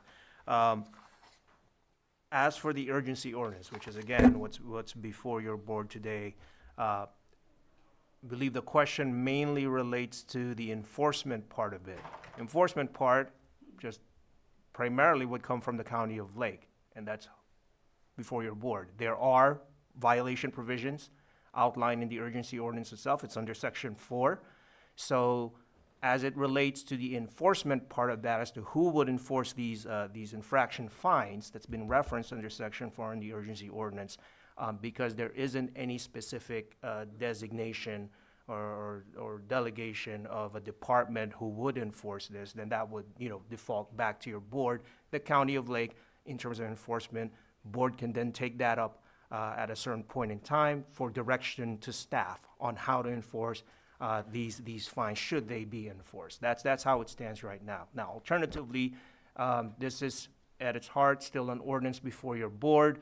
I've already, I believe Supervisor Sabatier technically has proposed a 60-day limit. That speaks to section 3 here, and so the ordinance itself would have to be amended based on that, because currently, as it's presented to your board, those portions are blank. So, and then I presented an amendment by adding that recital earlier on, and that just goes to show to your board that if your board is willing to consider any further amendments to this ordinance, that can certainly take place as well, as it relates to enforcement, delegation to a specific department, any sort of procedural mechanisms that would need to be built in. That would be up to your board, and the ordinance would just have to be offered. This ordinance would have to be offered as amended, as a matter of procedure. Thank you, and I appreciate the clarification. I recall you do say that now, but I wasn't fully taking that in at the time. But and I am fully confident in our county counsel and his legal advice to us, but that doesn't mean a challenge wouldn't be filed tomorrow and we're in court to try to defend it. And with the limited information I have, I'm not comfortable passing this today. So we're... Mr. Chair, I'd like to offer the resolution as, or I guess it's an ordinance. I don't offer, help me out. I just want to get it on record. So it would be still a two-part, with this being an ordinance procedurally, it would be, there would be two motions. The first motion would be a first reading of the ordinance. And so if your board is ready, I could walk through the language. Yes, we for are. that. Okay, so the motion would be a motion to approve the first reading of the ordinance to be read in title only as amended with the amendments stated, and I could walk through the board with that. To address the as amended part, the first amendment would be to add that as a last recital to that, to this urgency ordinance, the language, therefore, in quotes, therefore, the Board of Supervisors determines that this ordinance is urgently needed for the immediate preservation of the public peace, health, safety, and welfare pursuant to Government Code Section 25123. And so that would be the First Amendment. The Second Amendment would be in relation to Section 3, where instead of the blank portions that's referenced there, it would state, the first blank portion would be, I'll just use the phrase, from and including August 11, 2026, through and including October 10, 2026, to reflect that 60-day period. So those would be the amendments under that motion language as amended. Second. Just real quick, so I make the motion. Did you say first reading in the motion? Yes. Yes, that would be. But that wouldn't make sense if it's an urgency moratorium. That's why it requires 4/5, because it doesn't get a second reading. It's either today or not, right? And in the past, we've done the first reading and the offer of the ordinance on that same day. So with your board's passing of the first reading of the ordinance, clerk reads the urgency ordinance in title only. That was part of the motion as the ordinance first reading as amended. And then if that passes, then your board can then move on to just offer the ordinance as amended. Okay, I appreciate the clarification. So I make that motion. So I have a motion. And a second? I have a motion and a second. All in favor? Aye. Aye. Opposed? No. Nay. That fails with a 3-2. So that would be no further action at this point. So that's going to conclude that item at this point. And we will move on. Real quick. What was that? Just real quick. Yeah, go ahead. The reading has to have a 4/5 vote as well, or just the ordinance? I believe that's part of the requirement of the government code. Now, your board can, for purposes of procedure, can still make a motion, still on this item, to offer the ordinance as amended with the amendment stated, just to, as a housekeeping matter procedurally, and then take that roll call vote. But as it stands, yes, under the government code, going to your question, the approval process of the ordinance, with this being an urgency ordinance, it states it needs a 4/5 vote in order to move forward. Okay, because what I'm thinking is, just hypothetically, is, let's say if that didn't pass, that just means it doesn't read in title only first, or did I miss something? Or? Just, it doesn't pass the first reading requirement that's required under the government code. Okay. Because the government code, don't have the section off the top of my head, would otherwise require the ordinance to be read in full unless there's a motion for that first reading to be read in title only. So again, your board may still make a motion to offer the ordinance to be second and then take that roll call vote. As far as I'm concerned, it failed already, so I'm good. I just wanted to put it on record is all. All right, any further? Okay. All right, so we'll conclude that and move on to our 6.5 10 a.m. item, which is consideration of presentation of community development, Code Division grant and programs update.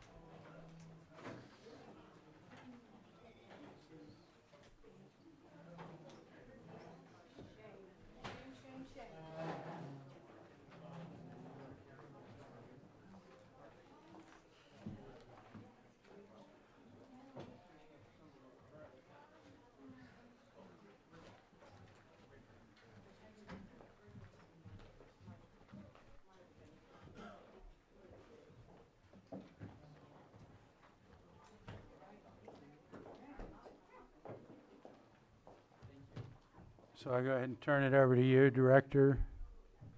Thank you, Mireya Turner, Community Development Director.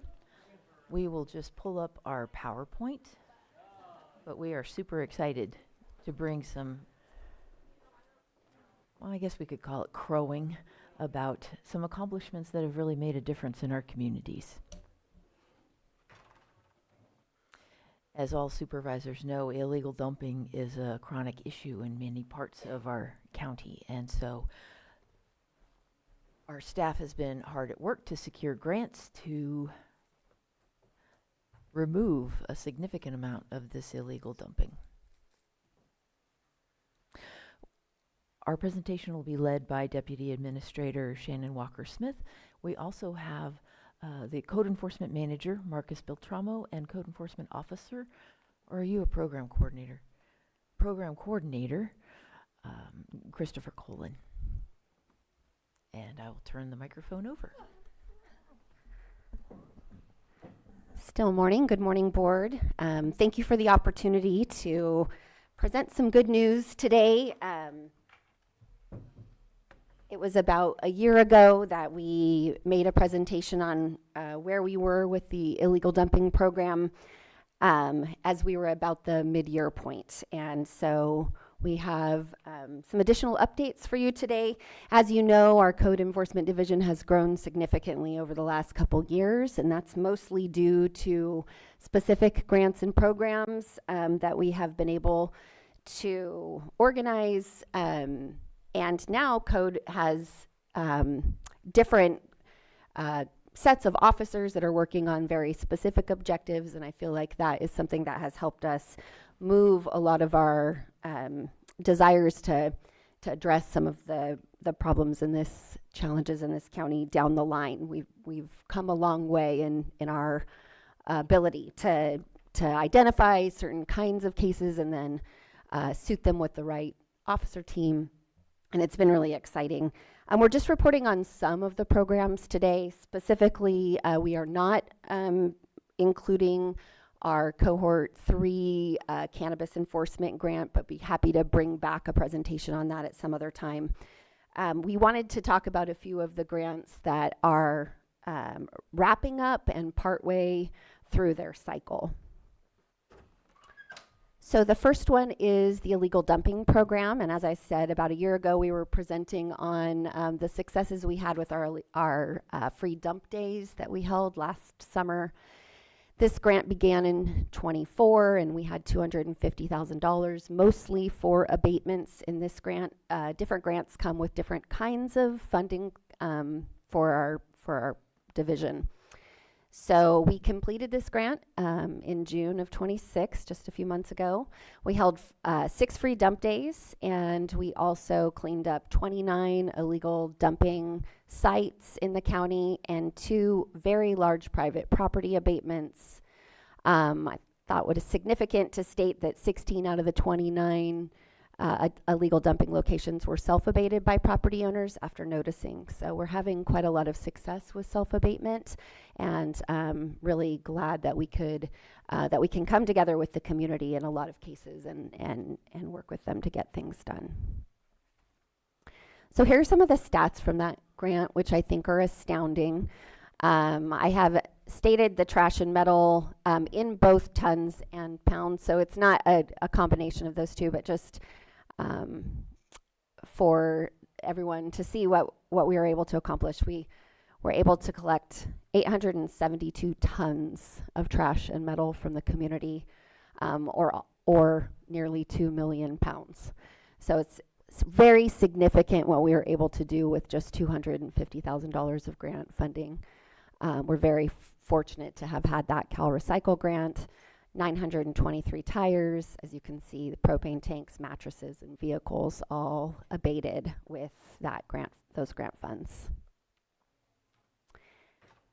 And a couple of photos. Here's the kind of now infamous illegal dumping site on Mountain View Road. A couple of photos of the cleanup there. Did a private property abatement out on Dry Creek. We discussed this one a few weeks ago because we brought the lien to you a couple of weeks ago, but this was a very significant cleanup at the base of an old mine in Middletown, and I'm not going to read that, but the stats are there from that abatement in particular. Here's some photos from that. Oh, back. Shoot, sorry. I'm so sorry.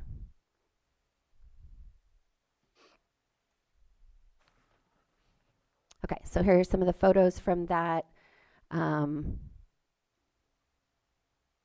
And then we did another very large abatement on Lakeshore Drive. Also, we have brought this to you previously. And here are some of the photos from that. This great drone photo of all that was on this property. And then now we have been able to clean it back to bare land.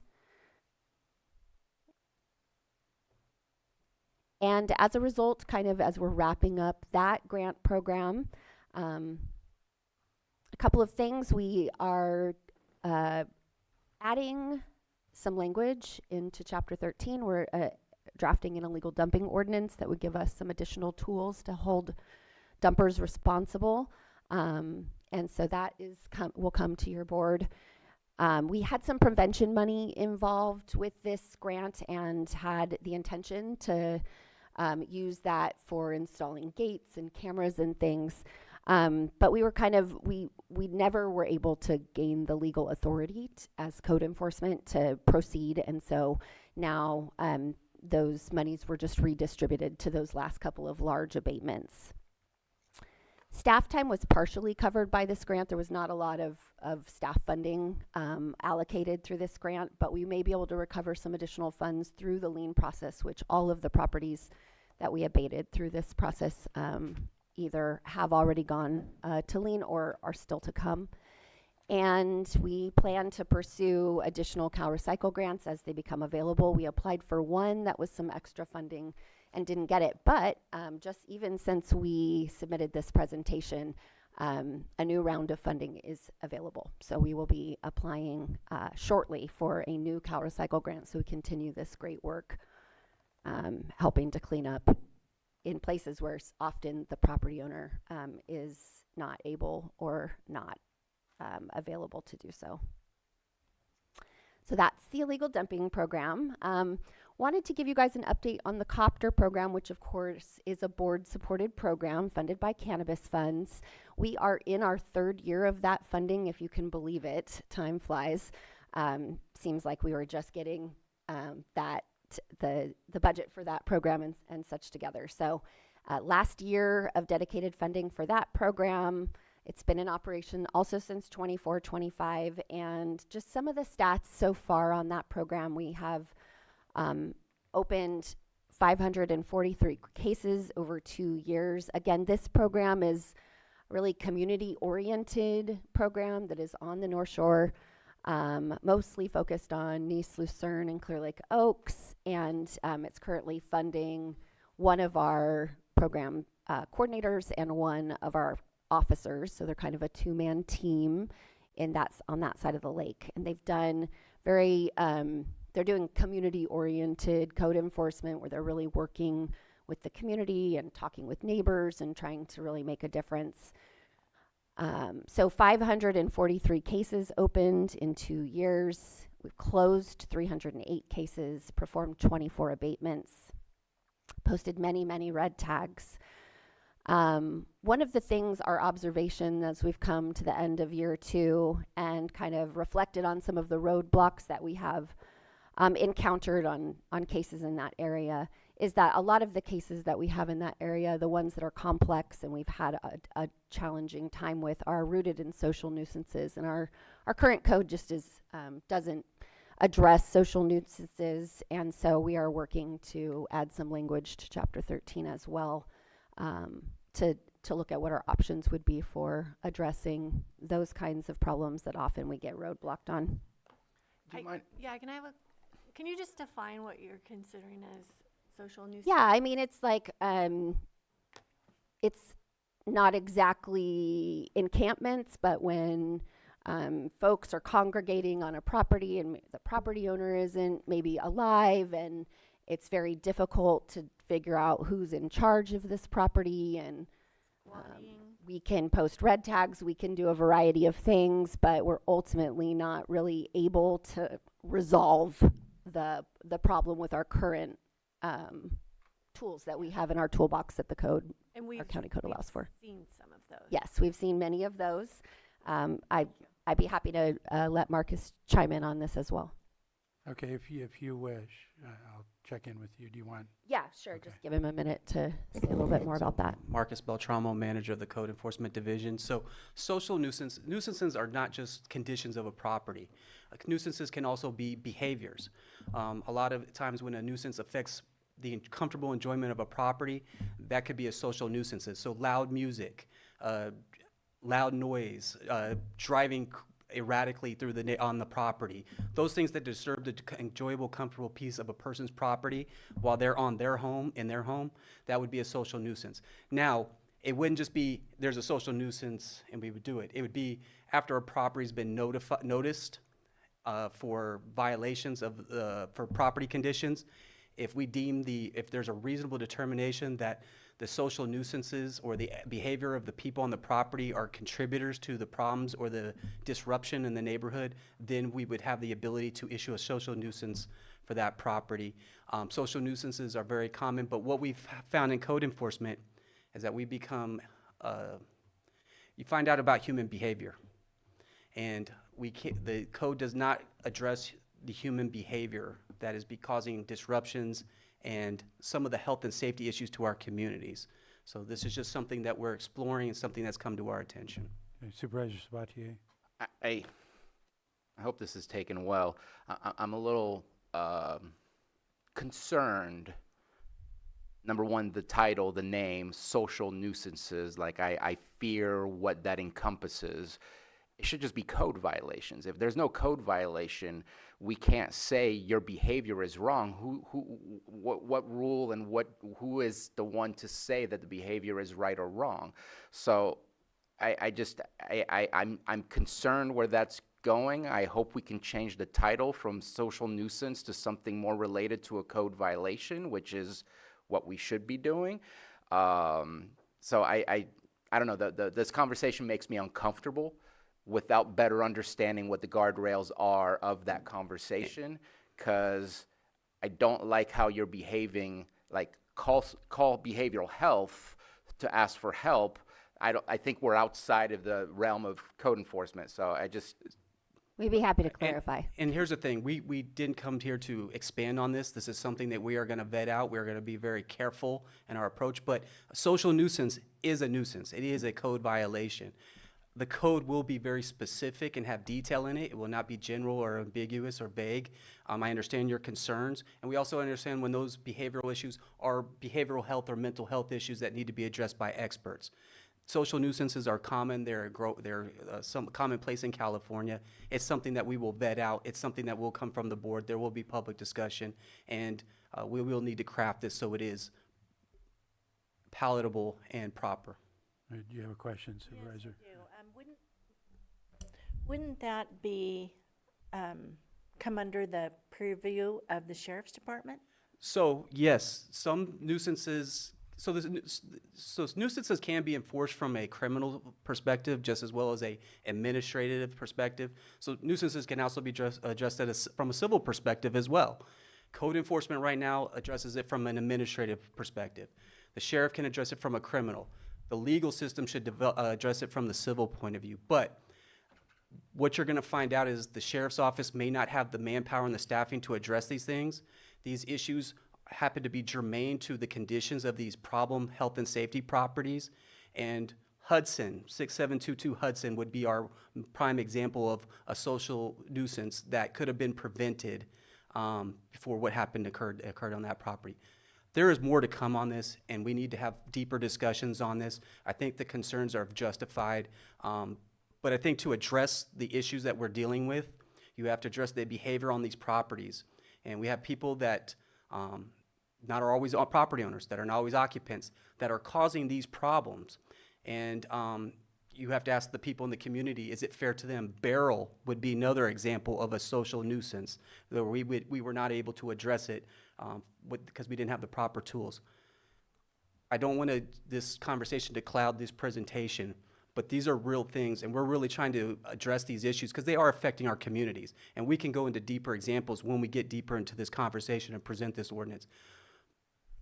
But I appreciate the concern, and I appreciate your involvement as we get deeper into this so that we can make sure that it is crafted in a way that is right for our communities. I just have one more quick little comment. What I'm concerned about is if this is outside the realm of your authority. If we could table this portion of the discussion, the board will have ample time to review the draft ordinance when it comes and express any questions and concerns about social nuisances as they are illustrated in that ordinance at that time. Okay, were you wanting to say something else about that? I don't want to say don't table it because we don't have the details, but at the same time, your clarification has not, like, to me, behavior changes if we do our part, which is the code enforcement part. And if well, you're telling me no, but we shouldn't. You're only hearing this the first time. Let's finish. You need to get. No. I think there is a very legitimate fear of where it is we're going, and I hope that we can take a look at how it is we intend to do this, because right now I am highly concerned. And we will, when we come forward with. Let's finish the presentation, and then we can swing back around. Thank you. Okay, back to Copter. So a couple of examples of work that we have done on Copter. Butte Street is a good example of a collaboration between our Copter officers and our hazardous vegetation officer. Butte Street is on the very edge of the community growth boundary in Nice and has a lot of potential to bring fire into the neighborhood should something start outside that community growth boundary. So we opened 36 cases on this one street, some of them traditional nuisance abatement cases, and many of them has-veg, and our officers work together to resolve a lot of issues on that street and make it much more fire safe headed into the fire season here. A couple of other Copter abatements, some photos, one on Schindler and Clear Lake Oaks, one on First Street in Lucerne, and one on Crump Street in Nice, and another on Oak Grove in Clear Lake Oaks. Another one here with a drone picture. You can see kind of the scope of some of these projects that we've been working on.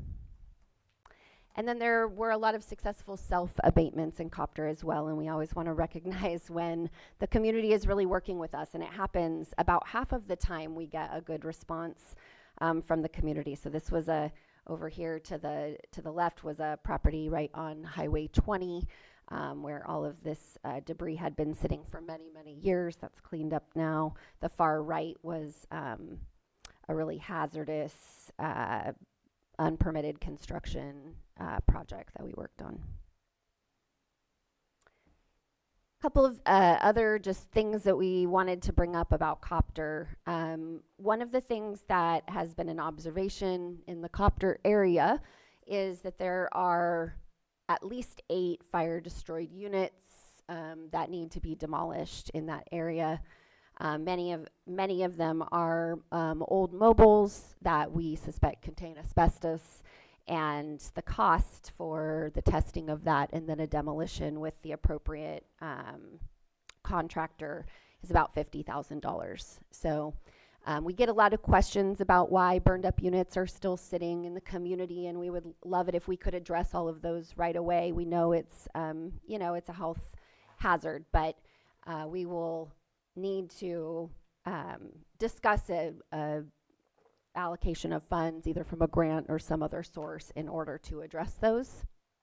And so just wanted to bring that to your board's attention, that that's what's preventing us from moving forward on those fire destroyed units in the Copter area. And then here's just some photos of all those fire destroyed units that need to be demolished that are sitting in the community. And we realize that, the community's not terribly happy about that, and we would love to address it and wanted to bring that to your board's attention. Copter funding is set to sunset at the end of this fiscal year, so just wanting also for your board to have that in mind. We feel this program has been tremendously effective, and we'd like to see it sustained or expanded.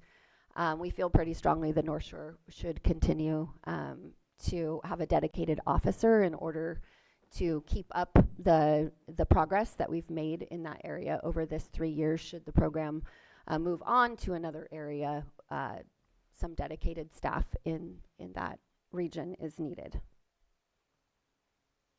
And the last program we're reporting on today is a newer program that we have on board, the CDBG grant. It's a mitigation grant that we received from HCD. The purpose of the grant is to focus on making our units that we have more sustainable, more fire safe, more protected from disaster. And so it focuses on 2 things: substandard units and the needs of those units, and then also hazardous vegetation.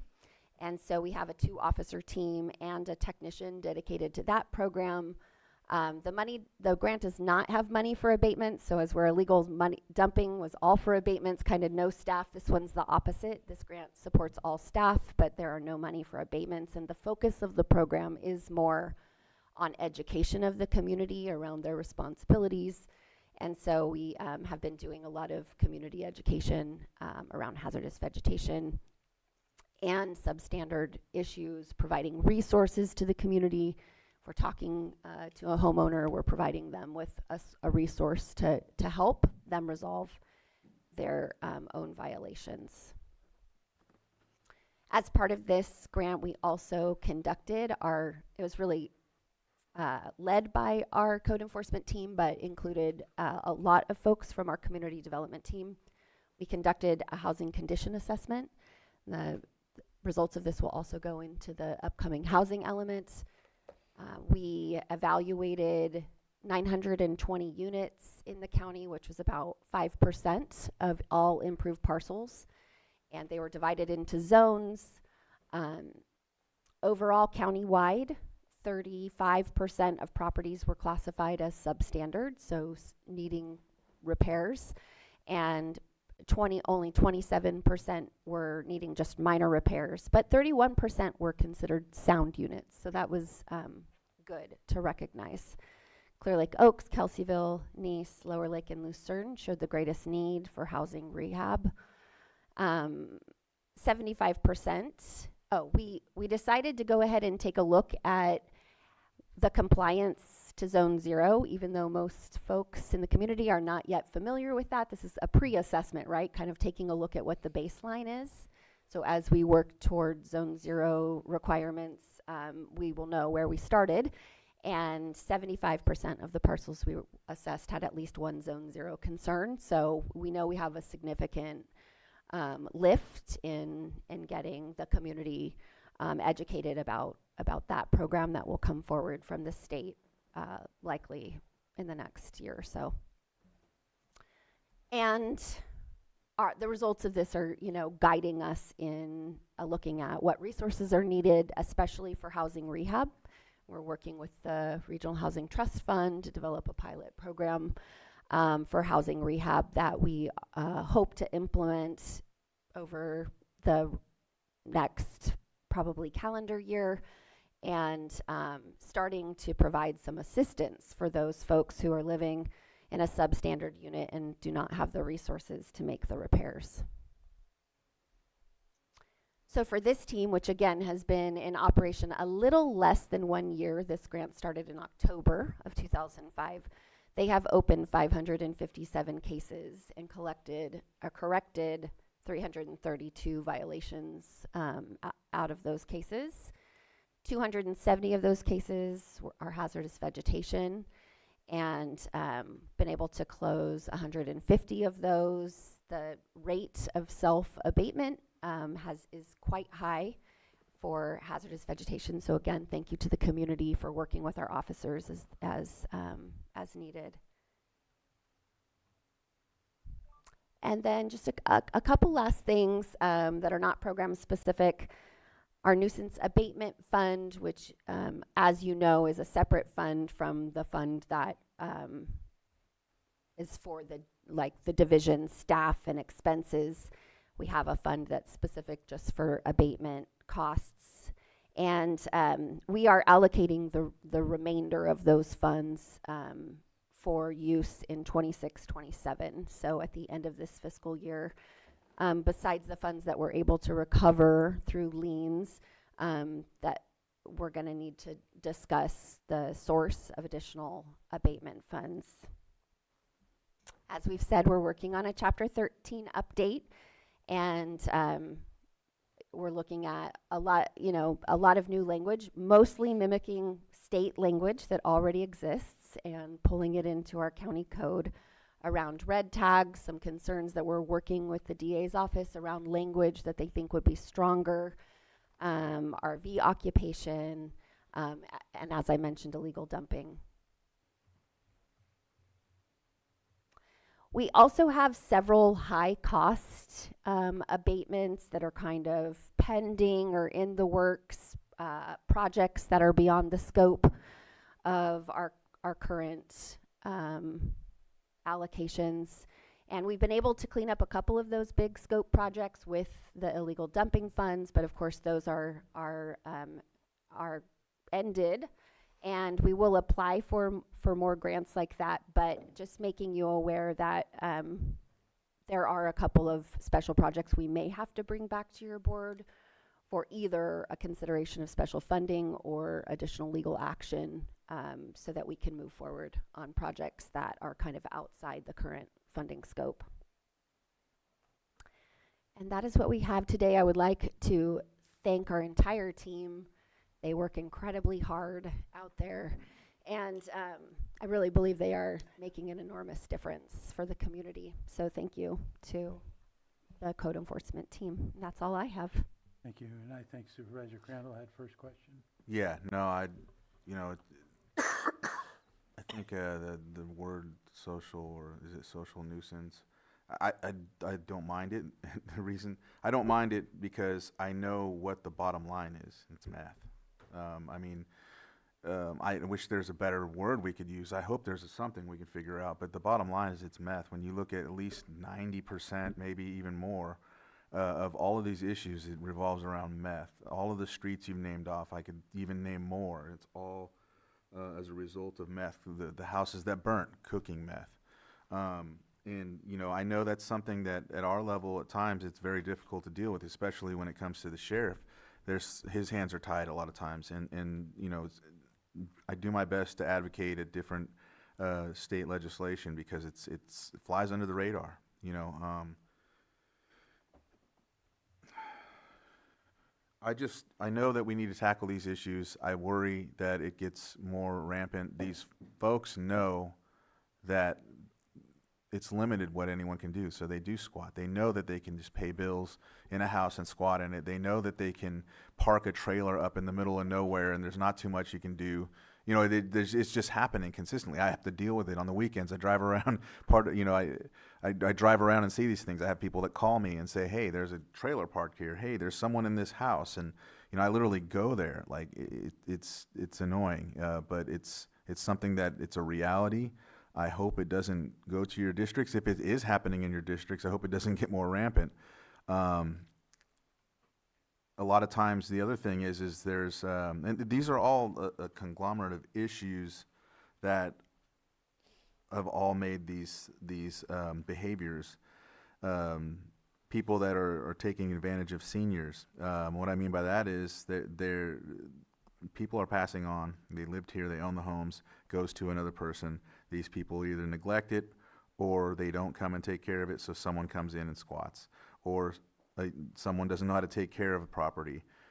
Again, these same people predominantly are on meth. So I'm only trying to point at the biggest beacon of everything, and that's meth. And I wish there's a way we could say this is the meth ordinance or something like that, but I know it's difficult because of the way the law writes. So I don't know. I just hadn't figured I'd get on a soapbox. So I appreciate this report. I know that there's been a lot of work. The illegal dumping is very important in my district and your districts. I know you guys deal with this too, but I just felt like saying that.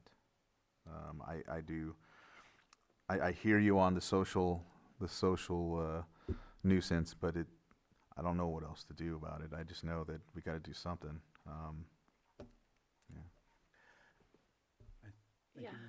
Well, I think the massive investment we've had with Copter in District 3 is how we continue down that road, because it is a combination of multiple enforcements.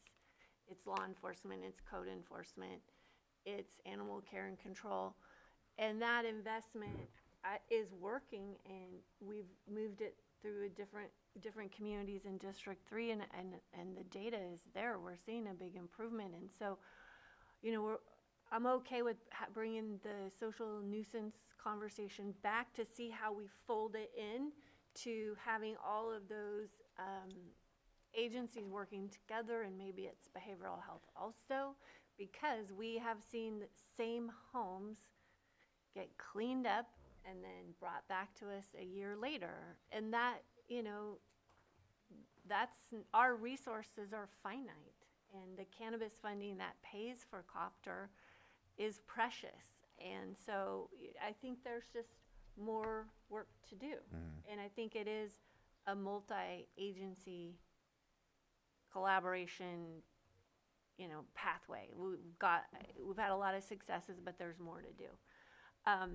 But I want to talk about the hazardous vegetation abatement, because we have 2 staff now and no funding for abatement. We have 1 officer and 1 technician. The full CDBG mitigation team is 1 officer for hazardous vegetation and 1 officer assigned to substandard housing. Oh, okay. And a technician. So it's 1, okay, and there's 0 budget for abating.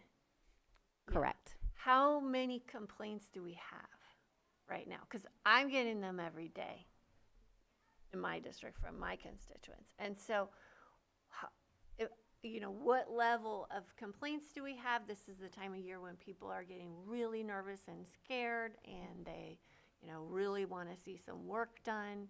And I need to understand how, you know, we have an ordinance, we have legislated that piece of the problem, but we don't have any capacity to enforce it. So I would say we have, I think there's approximately 200 hazardous vegetation complaints.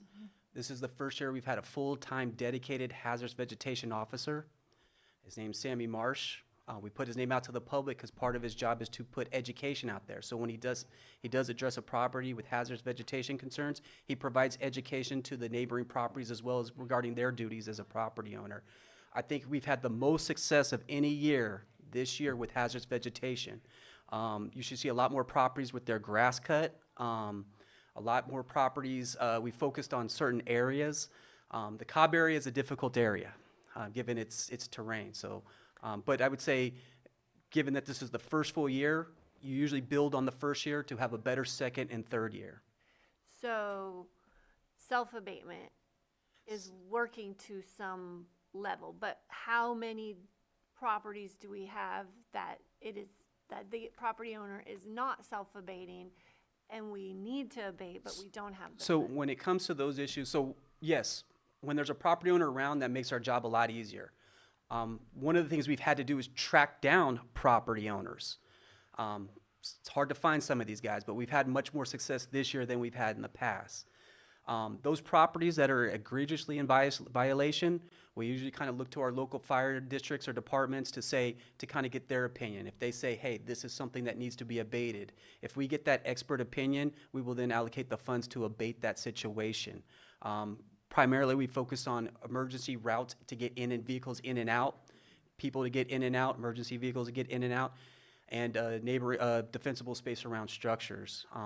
But again, this is probably the first real year that I would say is a genuine success because we've had a dedicated full-time officer who has a strong command of the code, understands what his task is, and understands how to communicate and work with property owners. So But there's a lot of them out there, and then there's also county properties that need to be addressed. County properties, yeah, we need to do our own work. But, so if you do find a property that the owner is unwilling to self-abate, and you said there is funding to be allocated, or there's not? So for the more egregious ones, Our there's- abatement fund. we use Okay, but I thought there was no funding for Well, no, there's no money in the grant for abatements. It's just an Okay. education. It the funds grant the is- staff, the education, but So there's no funding in the grant. When for the abatements. abatement fund was set up, it was really set up for trash and cars and traditional code enforcement issues. Now we brought in cannabis. Now we brought in hazardous vegetation, 2018, 2019. So these are now putting more stress on that abatement fund to address those issues. But right now, the fines have had a very strong impact. Of course, people have to be pushed to the precipice before they will take that action. We are coming into the higher severity fire season. August, September, October are our biggest ones. We've gotten out ahead of that, but we can't abate every property in the county if that's where you're going with this. There are a lot of properties out there that we're not going to be able to abate. So we use the mechanisms and the tools that we have available for us. We've even looked to volunteer and nonprofit groups to cut those properties when the owner is deceased or no longer around, it may not meet that egregious category, but it's something that still needs to be brought into compliance. Yeah, well, I mean, I'm answering these questions every day in these Yeah. calls from constituents. I'm glad we're having this The conversation. last, It's very timely, but, okay, so there is a pathway to abate if we can through our abatement funds. What is the term, if I went and submitted a complaint today about my neighbor, which it's not real.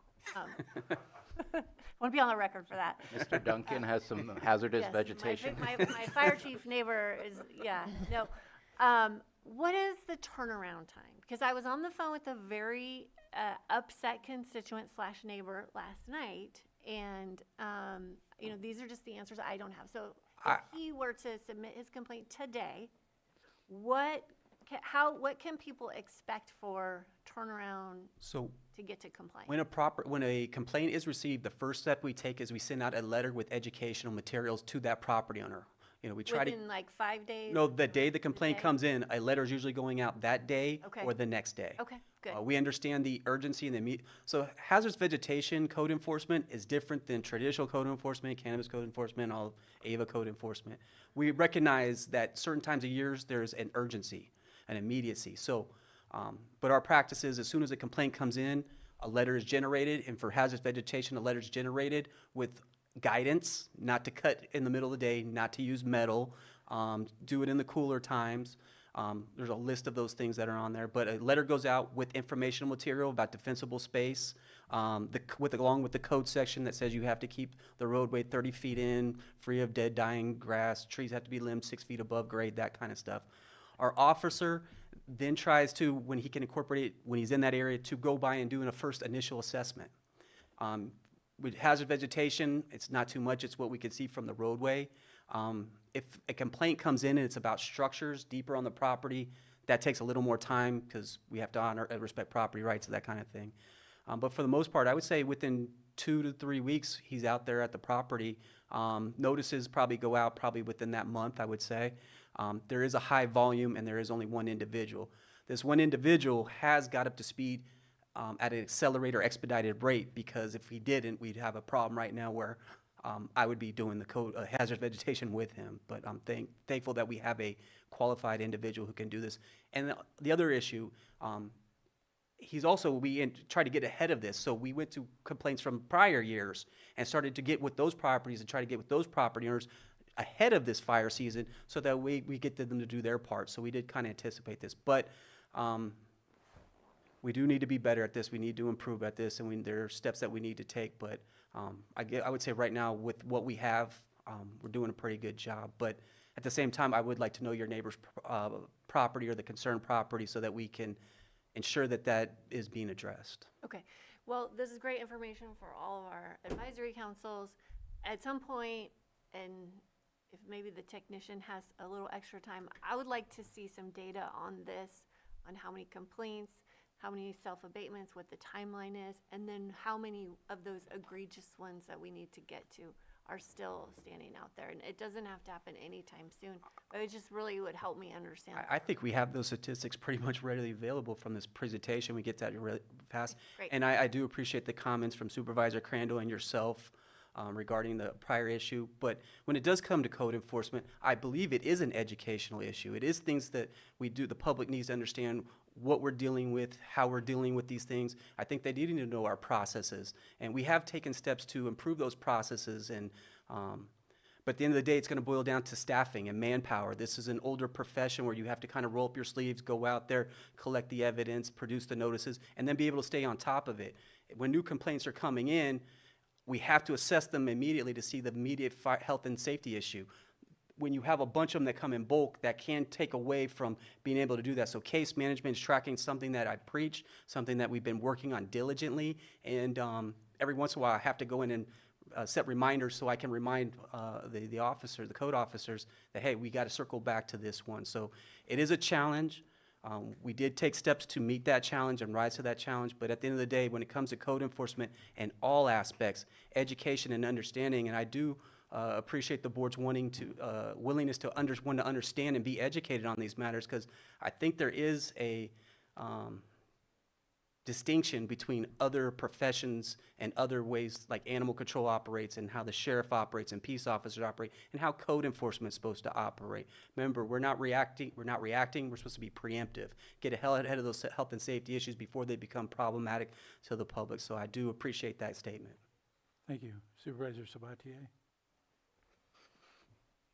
Two things.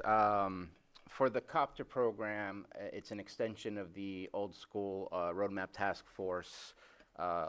Was anything left behind to ensure that the roadmap task force area did not revert back to what we eventually got it to? I guess that's my first question regarding roadmap task force and copter. Go ahead. Yeah, so Roadmap Task Force, which is an award-winning program, we did have that concern that we were going to move to an area and the gains made in that area, we would not be able to maintain those gains. So we did try to, for that area, we did allow for them to kind of go into Clear Lake Oaks because we did not have an officer assigned to that area and we did need to maintain it. The irony of the situation is after we left the Oaks, some of the issues in that area tend to be exacerbated or tend to, some of these things just kind of happen. The issues tend to be bigger issues in the Oaks, so we had to kind of redivert our resources to address those issues that were occurring in the Oaks. But so we did try to do our best to maintain and keep a presence in the Oaks because we didn't want to lose those gains. But at the same time, code enforcement in this county is tough, and issues just seem to kind of arise and pop up just spontaneously, just for whatever reason, for a multitude of reasons. And in the Oaks, we had that issue early on in the first years of Copter where we kind of had to go address those issues too.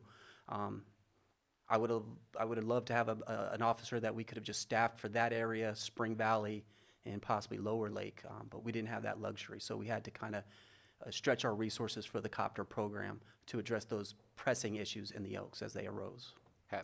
And in my vision and my view, like how do we know that it's not going back, right? How do we know that we're moving forward? Like in my personal opinion, when we started Rome Map Task Force, I started working on a program to track these things. You are well aware of that. I had different districts in Clear Lake Oaks labeled as District 1, District 2, so that we can eventually score each district and say, hey, you're 8 out of 10, you're 3 out of 10, we need to focus here. We see it degrading back from 8 to 7 to 6, then we can see that there's something that we're not doing, it's going backwards. Are we able to do anything like that? Where we can kind of do it. I know that, for example, Director Ewing purchased a piece of software that's being used by both cities as well, so they can use a camera and use AI to drive around everywhere, and it scores our PCI.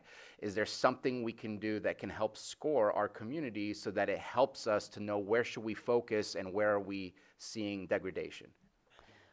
We have a lot more data available at our fingertips than we ever have had before through OpenGov. As you know, we started that in March of 25, so we have a little bit over a year's worth of data.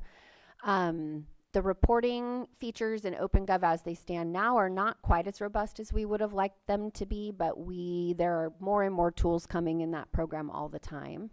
We always can work with GIS to try to map cases and that kind of thing. As you know, we don't currently have funds for any software purchases or any, we wouldn't be able to incur any costs on new software or new data programs, but we are investigating all of our options for being able to look at data more thoroughly and in a variety of categories and dashboard styles, and hoping that some OpenGov tools will come onto that platform to help us with that. And the tool that you're referring to, we did explore that tool as well. There is a tool that'll go around and map properties or code enforcement issue properties, and then as you drive by them, just as you're normal driving to other properties, it will then keep a record and a map of that as well. So we did explore that. At the end of the day, it did boil down to funding and have the funds for that, but I thought that was a pretty neat and cool concept that could be attached to all our vehicles. So as they're driving, it will keep a record of all those properties as it's driving. We are using AI right now. We are actually meeting with our AI team in the next couple of weeks as we're using that for to have better reporting. So when we do a property inspection, we'll be able to take a picture of something, have some keywords. It'll also be able to generate and suggest the codes that would be applicable, which our officer would have to manually choose. So we are expanding and trying to build on that AI tool as well. But to answer your question, in this county, there's not like you're going to say one section is bad and one section is good. These things randomly happen in all areas. Hudson is one. Hudson is a nice, peaceful, quaint community. And they had not one problem property, they had 2 problem properties. And if you throw in the one from 5 years ago, that's a 3rd problem property. We got 2 of the 3 resolved. The 3rd one, it needed special enforcement tools and mechanisms and legal tools to resolve that. I don't want to get into the social nuisance conversation again, but not with me. Not with you. Not with you. And I would like to have a conversation with anybody about that. We can call it what you want, but I think we need to provide more information so you understand what we're getting at and why we came to that. I just didn't wake up one day and said, we need this type of social nuisance code. No, I'm not for that. I'm not for more enforcement and more getting on people. But I think in this case, it's necessary. And if you understand, I think education, going back to your comment again, Supervisor Peiska, about education, when you understand the elements that we're against, and I'm pretty sure you're aware of that, it can be a bit much. And they just kind of come from nowhere. And then one day out of nowhere, this property that was pretty nice, all of a sudden there's trash everywhere. There's junk cars everywhere. There's people that I don't know who they are. Now, squatting is not a code enforcement issue. We're well aware what our authority is and where it stops and where it ends. but the issues caused by some of these squatters do become code enforcement issues. And a lot of times I have concerns about the electrical that they're messing with and doing, and playing with that cause some of these fires. So, there are some tools out there. They're gonna need funds for us to have these tools, but I think AI, the best way to supplement a lack of staffing is to have these AI tools at our hand. And we have identified one like you were talking about with ours that I think would be a great tool, but we just don't have the money for it. So we're not having that conversation. But just real quick on the hazardous vegetation, and it goes for the other ones, and I'm just gonna leave it with a more of a rhetorical question. I don't need an answer, but if you have 270 cases and you've closed 149, I expect that 121 got penalties and fees and have a bill that they need to pay for not doing their part to move them towards doing their part. And if that's not the case, then we need to have a future conversation as to why. Because we can't just do all this work and then say we don't have money for abatement. There has to be teeth to what we do to make sure that we get people to come into compliance. And it's a rhetorical question. I don't need a response, but I know I've asked you for some of that information, and I'm looking forward to that information, but I'll just leave it at that. Things that do not close, that we can't abate on our own, like we have to have a finished product of we find them for not following through because they are a nuisance to their community and their surrounding areas. And I know you didn't want a response, but please, if it's okay, I'd like to respond. Part of our normal process. Make it brief, please. I will. Sorry. Our normal process, as soon as there's a violation, a notice of a violation is the first thing that goes out. And we will be coming forward. One of my next projects is to go through all these administrative fines that we've issued to properties, and then to come before the board to record them as a lien on the property. I believe there's the state law that's been passed that will also support us where there was some ambiguity in the past. But notice violation is always our first step once we have determine a violation exists. All right, thank you. Any other questions from anybody else? I think most of this stuff's been covered, but I will throw out that I do get a lot of hazardous veg complaints too all the time, so I'm constantly telling people to go on the, I've drawn a blank now, OpenGov to file those in there, so hopefully they're doing it. I just had a quick question regarding the discussion that came up on the social nuisance. I think that's kind of similar to what I used to refer to as quality of life issue, kind of the one and the same. So anyway, I would look forward to when we're able to, do some updated work on Chapter 13. I think that'll be helpful to us. So I don't have anything else. I think we need to open to the public still. Anybody in the public wish to comment? Come on up.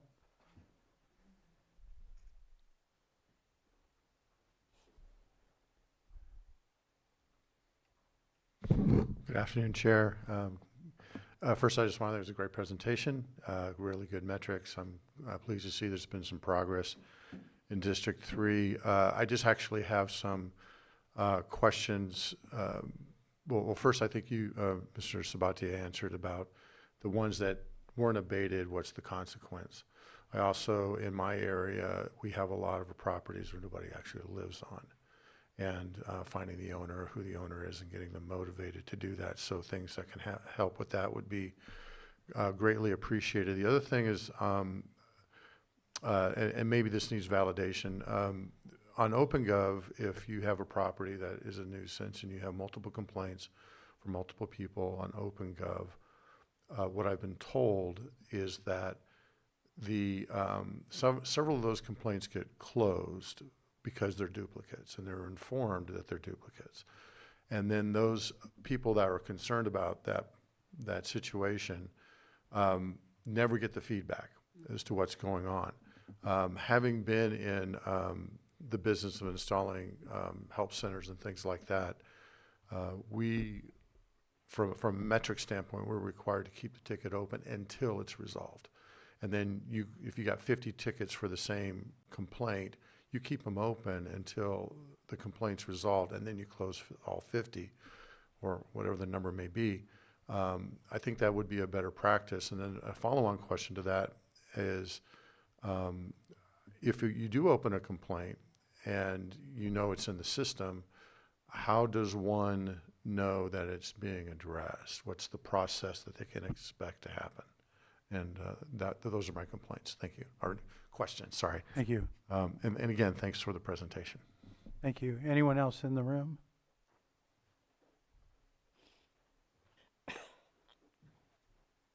Hi, Roberta McIntyre. Listening to code enforcement since that door was opened real quick, I want to share y'all real quickly a system I built in Sonoma County when I was dealing with complaints on parcels for fire code violations in particular. So if I got a complaint, I'd immediately, as fast as I can get an inspector out there, look at the property. They'd visit the property with an inspection form. On the inspection form, there was language that stated that if they don't bring the property into compliance by the next inspection, they would be charged for that inspection and any subsequent inspections where compliance wasn't met. So then when they go out to do the follow-up inspection to see if the violations were corrected, if they were not corrected, then the property owner was told, okay, you're going to get charged for this inspection since you're not in compliance. And then the next inspection, if it's not in compliance, you'll be charged for. If the other hypothetical, if, for example, they went out there first time follow-up and the inspections were, or the violations were corrected, then they would not be charged for the inspection. That would be burdened by the county. So it seemed to work pretty effectively, and we're able to get some form of funding stream into the county to cover the cost of those inspections that were made by staff that otherwise wouldn't be captured. Just a thought. I'd be happy to share my experience with that project or program with code enforcement here at any time. Thanks. Thank you. Anyone else in the room? Do we have anyone online? What was that? Guest, if you could state your name. Thank you, Board. I'd like to address Mr. Beltramo stated that a letter goes out, and I'm a little unclear. That letter goes out with no verification of the complaint. It's not even verified via the satellite program that we pay for. And I'd like to see information included with the notices, such as resources available, how to safely abate, and the local programs. I know you said that it goes out in the letter, but it should be with the notice that's physically posted on the property. You could put programs such as clerk, Firewise, reaching out to the town hall, just other ways to help somebody that's not familiar with the area. For an example, it's claimed that the property in Clear Lake Oaks where the house burnt down had 5 notices from CDD, and it was a homeowner from outside of the area not familiar with the fire hazards, and that's what resulted in 3 homes being lost in that area. My next thing is, at the beginning, it was stated that no cohort 3 cannabis grants will be included in this and it will be brought back later. I'd like to know why cannabis is consistently left out of these discussions, like the annual crop report and grant updates. What is happening with the grant funding? What do abatements look like for legal and illegal grow sites? We were told for years that grant funding had been made available for a grow site in our area, and then the cleanup was not feasible. Were those grant funds returned? What happened to them? As there were other sites in the area that could have still been abated, and here we are 4 years later. These are sites along creeks, lead to watersheds, and affect the environment. Also, one other thing, the last slide that you guys saw in the presentation for reference, that was a property that has numerous violation notices. Some supervisors may recall an incident back in December of loose horses in the High Valley area where animal control was involved. The horses came from that property in the last photo, and those horses were never claimed. There are still other animals on that property and even children living there.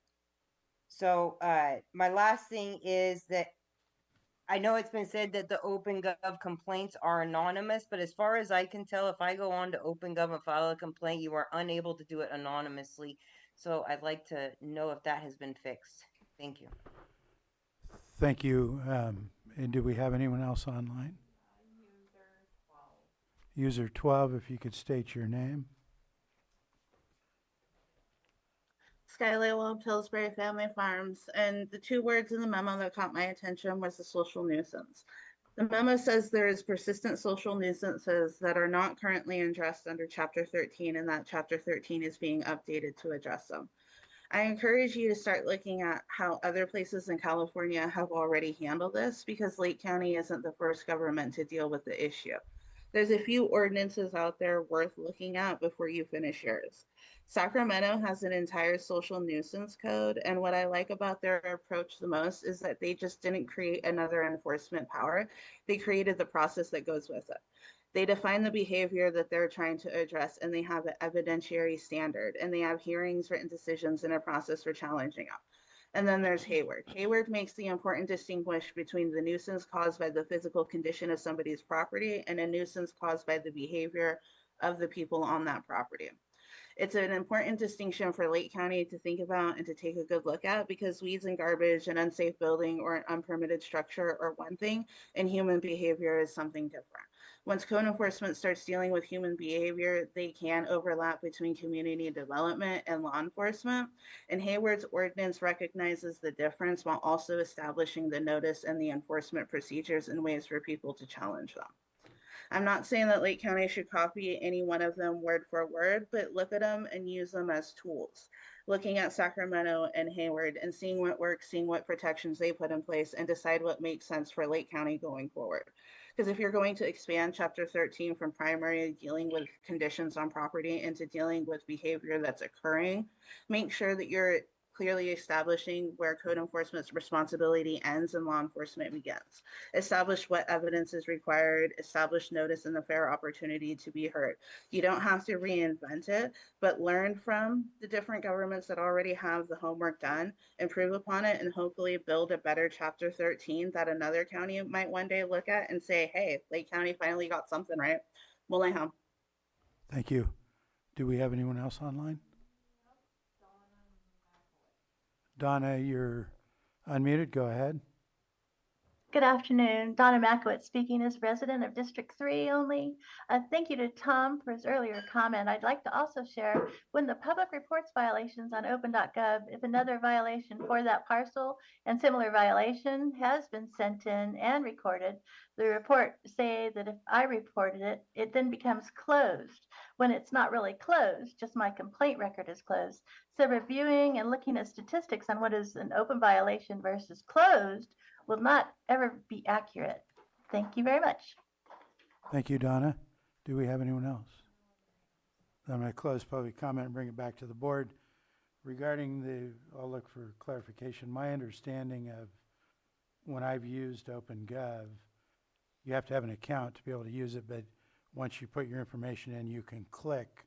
There's a box that you can make it to where you're going to be anonymous when you file that complaint, or you can also leave your name in there. Is that correct? Is that how it works? Am I remembering that right? We have built it so that the complainant's information is available to us, but it's not available to the public. Okay, so when in we every say it's case. anonymous, we mean it's anonymous to the public. Okay. But we do have the requirement that as a complainant, you must provide us with your contact information so that we could follow up with you. Okay. I have a couple of other clarifications if Yeah. the board is interested. In terms of duplicates, what has been said here today is correct. The way that the system is built, it's a 1-to-1 ratio. So one complaint is one case. There's not really a way in OpenGov. As you know, data tools and software tools are great, but they all have limitations. And so once we have multiple complaints on one parcel for the same violations, we work one of those cases. It's a case management system ultimately. A side benefit of that is that information can be, statuses can be available to the complainant. That's a side benefit, but the system is really a case management system. So the officer is going to manage their case all the way through to completion on one of those cases that have been opened through a complaint. So it is a limitation to OpenGov that we acknowledge. Couple of other things. When we say a letter goes out immediately, it's a courtesy letter. We do often verify via the satellite tools that are available to us. Just as a point of clarification, code enforcement is no longer paying for a software subscription for satellite services. We have other tools available to us for free now. And educational materials absolutely go out with both that courtesy letter and the notice of violation, and in any personal contact made with that property owner. And those educational materials do identify the local resources, clerk and Tara, and all of those local resources that are available. Thank you. Is there anything else from board members? I think we've covered it, and appreciate staff noting some of the concerns that came out. So we'll go ahead and adjourn for lunch and come back at 1:40.